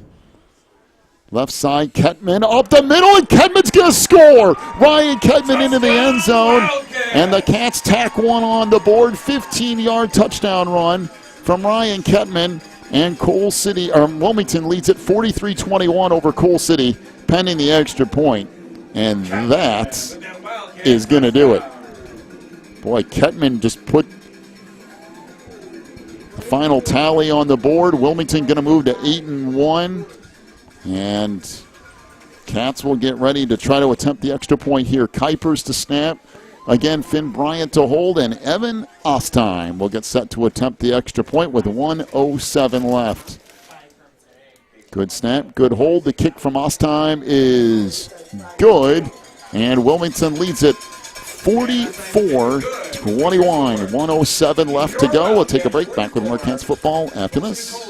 Breezer Construction Company is a proud supporter of Wilmington Wildcats football on the Christian Internet Sports Network. For over 40 years, Breezer Construction Company has led the way in providing quality construction to the industrial, utility, and pipeline industries. For more information on Breezer Construction Company, go to breezerconstruction.com. That's breezerconstruction.com. Or call 815-521-0900. Warren's Collision Center is now at 860 Easy Street in Braidwood.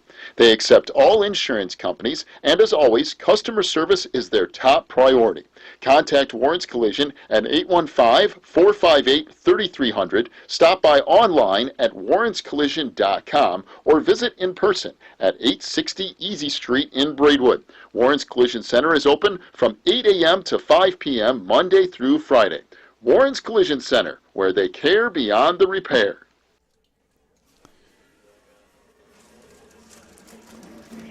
So the Cats will get set to kick it off here.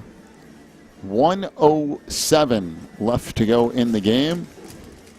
Wilmington leading at 44-21. Looks like they bring Ostheim over to the sides. The Cats will have different unit on the kickoff here. And fair catch called for and made at the 35-yard line. That's where Coal City will start 1st and 10. The Cats putting in what looks to be that second team defense.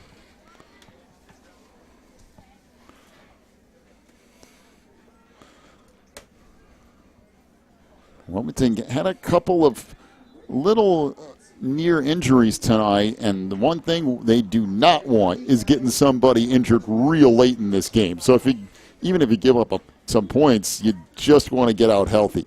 Handoff comes near side. Natashak dragging some people with him across the 40 to near the 42-yard line. And a shot on the carry for the Cougars. As the clock continues to run after a gain of 7 for Natashak. And Coal City ready to get out of here too. And of course, they have a lot to play for, so they don't want to get anybody injured either.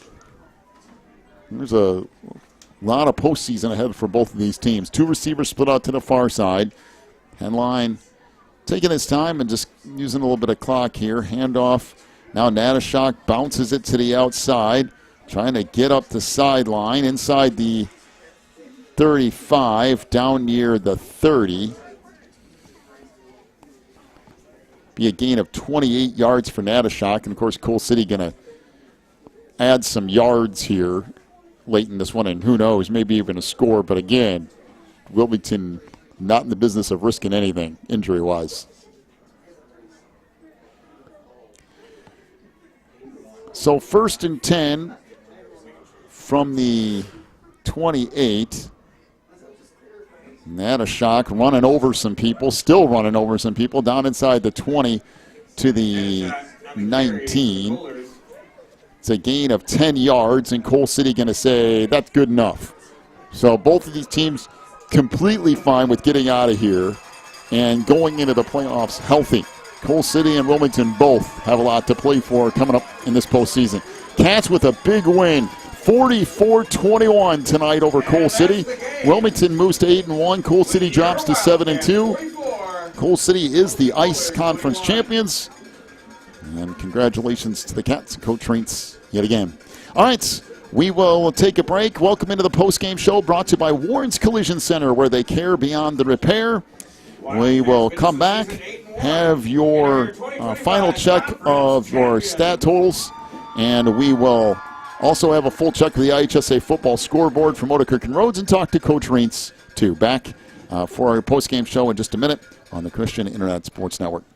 Wildcat Self-Storage is a facility providing clean, convenient, and well-maintained storage units. They provide great customer service with competitive rates, and they also have online bookings and payments for your convenience. Wildcat Self-Storage is at 131 School Street in Wilmington, online at wildcatsst.com, and by phone at 815-768-0681. Wildcat Self-Storage is proud to be locally owned.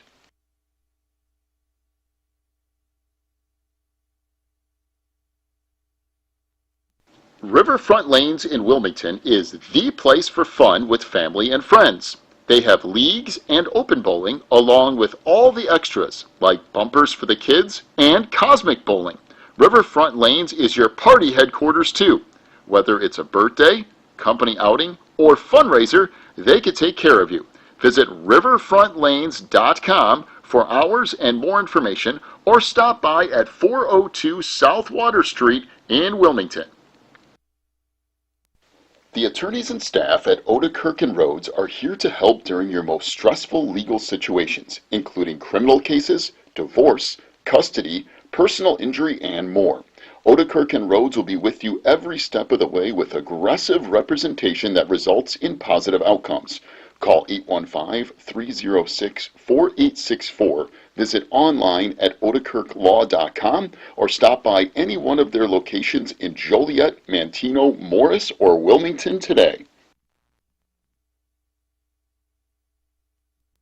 Spins and Needles on Davie Lane is your local sewing shop in the Wilmington area. They specialize in sewing machine repairs and cleaning.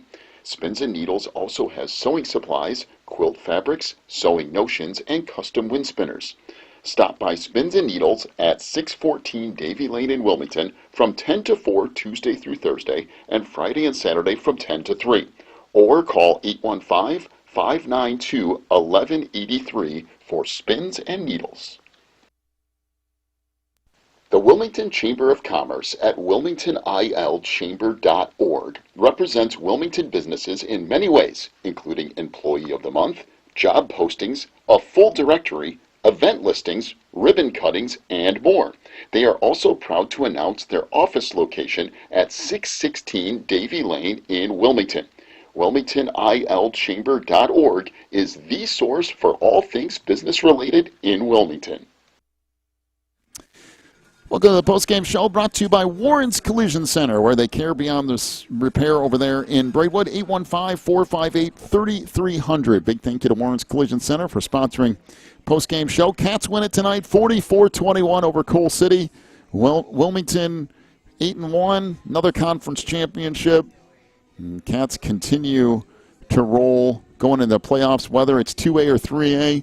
We don't know. And let me tell you what, it's coming down to the wire as whether it's going to be 2A or 3. I mean, we're down to like a game or two that could potentially move that needle either way. But we'll keep an eye on it. You never know. Some things still have to happen. I believe there's some games. Might be a couple games tomorrow too. So we'll see.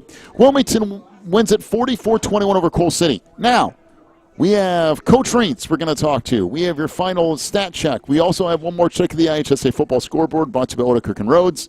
And don't forget, tomorrow night, 7:45, right here in the network, we will have the IHSA football playoff pairing show as the Cats will kind of be, looks like moving into 2A, but some stuff has to end up happening here yet, but it does at least look promising that Wilmington will end up 2A, but who knows? By the time we get to tomorrow night, something crazy will have happened, and then it'll be, who knows where the Cats will end up. But we're going to go through all those scores here in just a moment. Cats win it 44-21. We'll have your full check of your stats as well. Hey, why don't we just go and do the IHSA football scoreboard brought to you by Odekirk and Rhodes? Let's just go ahead and get it done here. All right, let's start with ICE conference here, if I can. Yeah, I'll let you figure that part out. All right, in the ICE, Herscher beats Piatone tonight, 35-28. Yet again, Piatone loses in a very close game. They've had 3 close games this year. They lost them all, 35-28 to Herscher. And Herscher ends up at, 6-3.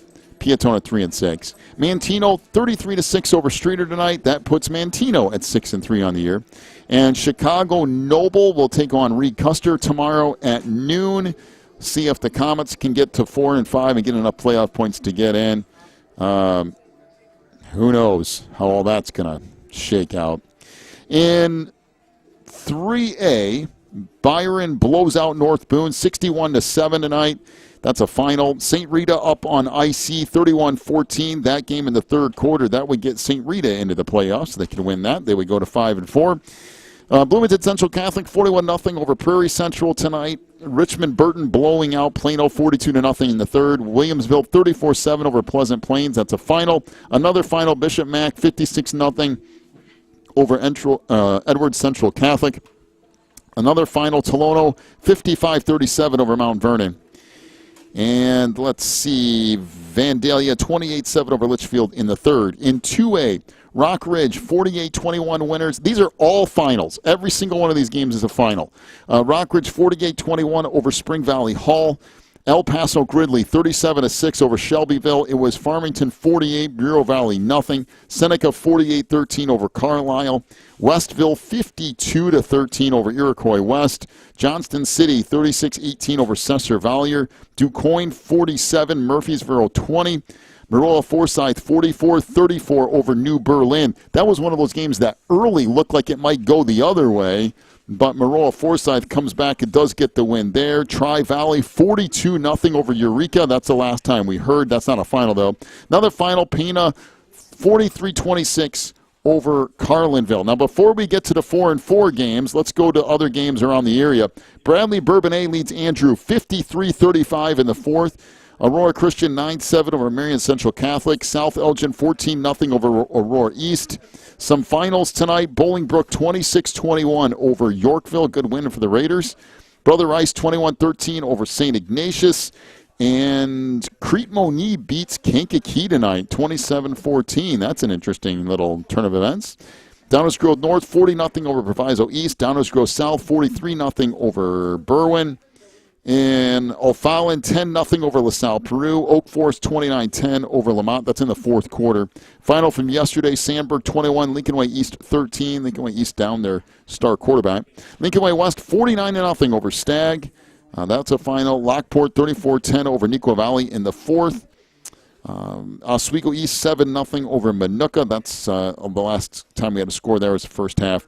Montini 23-0 over St. Lawrence. That is a final. More finals. Byron Center, Michigan 38-26 over Morris tonight. And Naperville North 21-15 over Naperville Central. Plainfield East 21-0 over Plainfield Central last time we heard there. Plainfield South 35-7 over Romeoville. Romeoville desperately needed a win to get in. They are not going to get it. At least it looks that way now. Other finals, St. Joseph Ogden 56-21 over Pontiac. St. Joe Ogden, another one of those teams that needed a win tonight, and they got it. So Wabanzi Valley 49-28 over DeKalb. And now let's look at all of those 4-4 teams. We needed some sort of mixture of 6 of these to lose. So we have Tuscola defeating Leroy 38-28. Leroy is a 4-4 team. That's one loss. Carrollton 35-12 over Triopia. That's the second 4-4 loss. Knoxville will get to the playoffs as they win 55-14 over Stark County. Galena will also get in 26-7 over Fulton tonight.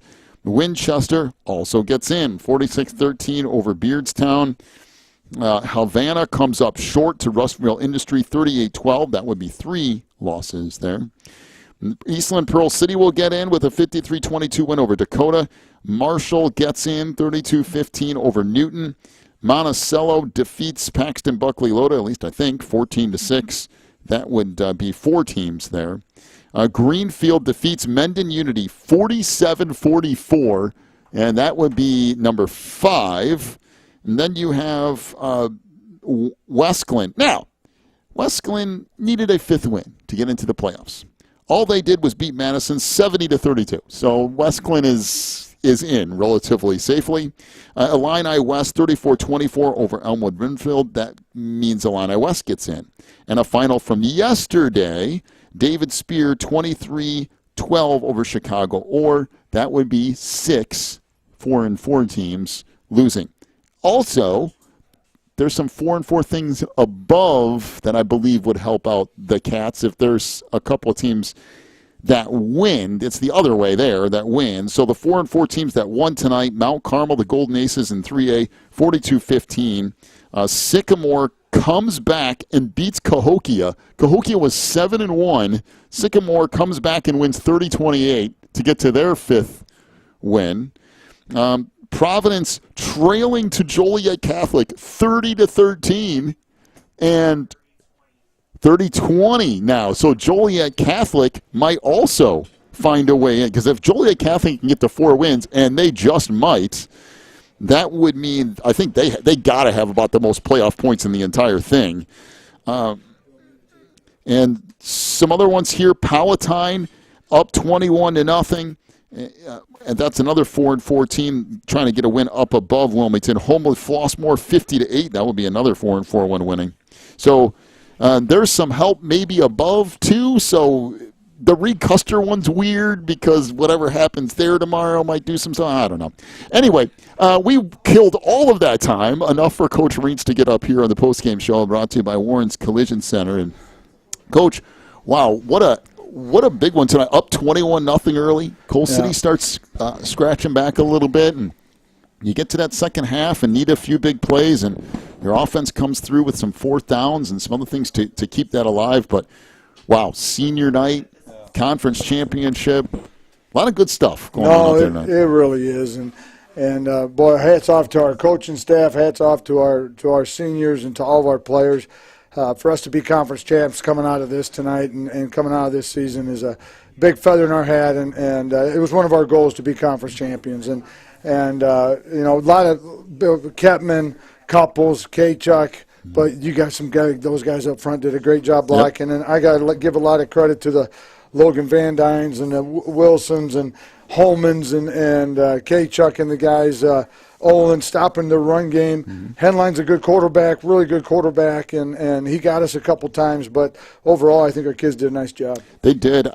And there was a couple of plays, kind of like the Reed Kuster throw the other night, that you just look at it and go, that's a really good play. Yeah. And there were a number of those tonight. But I think a lot of times, though, the defensive backs rotated around really well. Yeah. You got pressure a couple of times when you needed to. I mean, the one gamble inside ended up with a touchdown, but then you had other pressures that really were key plays tonight and forced Henline to get rid of the ball quicker. Yeah, I think, you know, we may not have sacked him much tonight, but we had him moving, and I think that's what we had to do. We had to.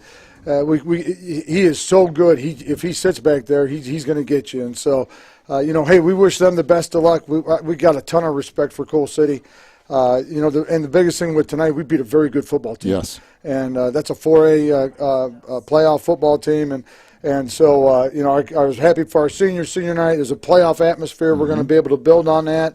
You know, hopefully we're here next week again, which I think we're going to be, obviously with 8 wins, and go from there. And, you know, the other thing tonight, too, with special teams, Ostheim, I think, was 2 for 3 on field goals tonight. And, again, I think the sneaky part was Coal City returning kicks because they had done some stuff all year. And for the most part, you kept them in check there, too. No, they do a really good job on special teams. That's the one thing you got to start with Coal City is those guys do a great job. And there were sometimes they did make it – they had really good field position. And, you know, we did our best. I like to improve that a little bit as time goes on. But you know what? We'll worry about that later and enjoy tonight's win. And then we'll see tomorrow what happens. We'll see where we're at. I'm just glad we're in the mix. So let's see what happens. Yeah, let the chaos begin, right? Let it begin, right? Like, we've been up here all night. Oh, man, how many 4-4 teams? We got to figure this out. Who's above, who's below. Right. But ultimately, that all gets figured out in the next 24 hours. And we don't have control over it, and whatever it is, it is. And there's nothing like playoff football, whether it be 2A or 3A or 4A, 6A, I don't care what it is. We're gonna line up and play and go from there. Well, Coach, congratulations on another win, 8-1, conference champions. Yes, sir. Yes, sir. Moving on into another playoff run. Here we go, guys. All right, thanks, thank you, guys. Coach. Coach Raines joining us here on the postgame show, brought to you by Warren's Collision Center, where they care beyond the repair. 815-458-3300 for Warren's. You know, the one thing that we did not do yet tonight is the final stats. So let's do that before we get out of here. Let's go first off for Coal City, rushing the football. Connor Henline, 2 carries for a negative 16 yards tonight. Of course, sack yardage is in there. Logan Natashak ran the ball, 10 times. Oh, wait, no, we covered this in 93 yards tonight because we had the yardage that was late, too. So total 87 yards rushing for Coal City tonight. Through the air, Connor Henline was 15 of 35 for 165 yards and a couple of touchdowns. Wadlowski ended up with let's see, it's that one reception for 31 yards in the first half. Natashak, one reception for 4 yards. Gavin Berger, 6 receptions for 97 yards tonight. And Sagrheim with 4 receptions for 61 yards. And there were a couple of touchdowns there, too. 165 yards through the air, 87 on the ground, 252 yards of offense for Coal City in this one tonight, and 1 fumble in the first half. For Wilmington rushing the football, Billy Moore ran the ball 12 times for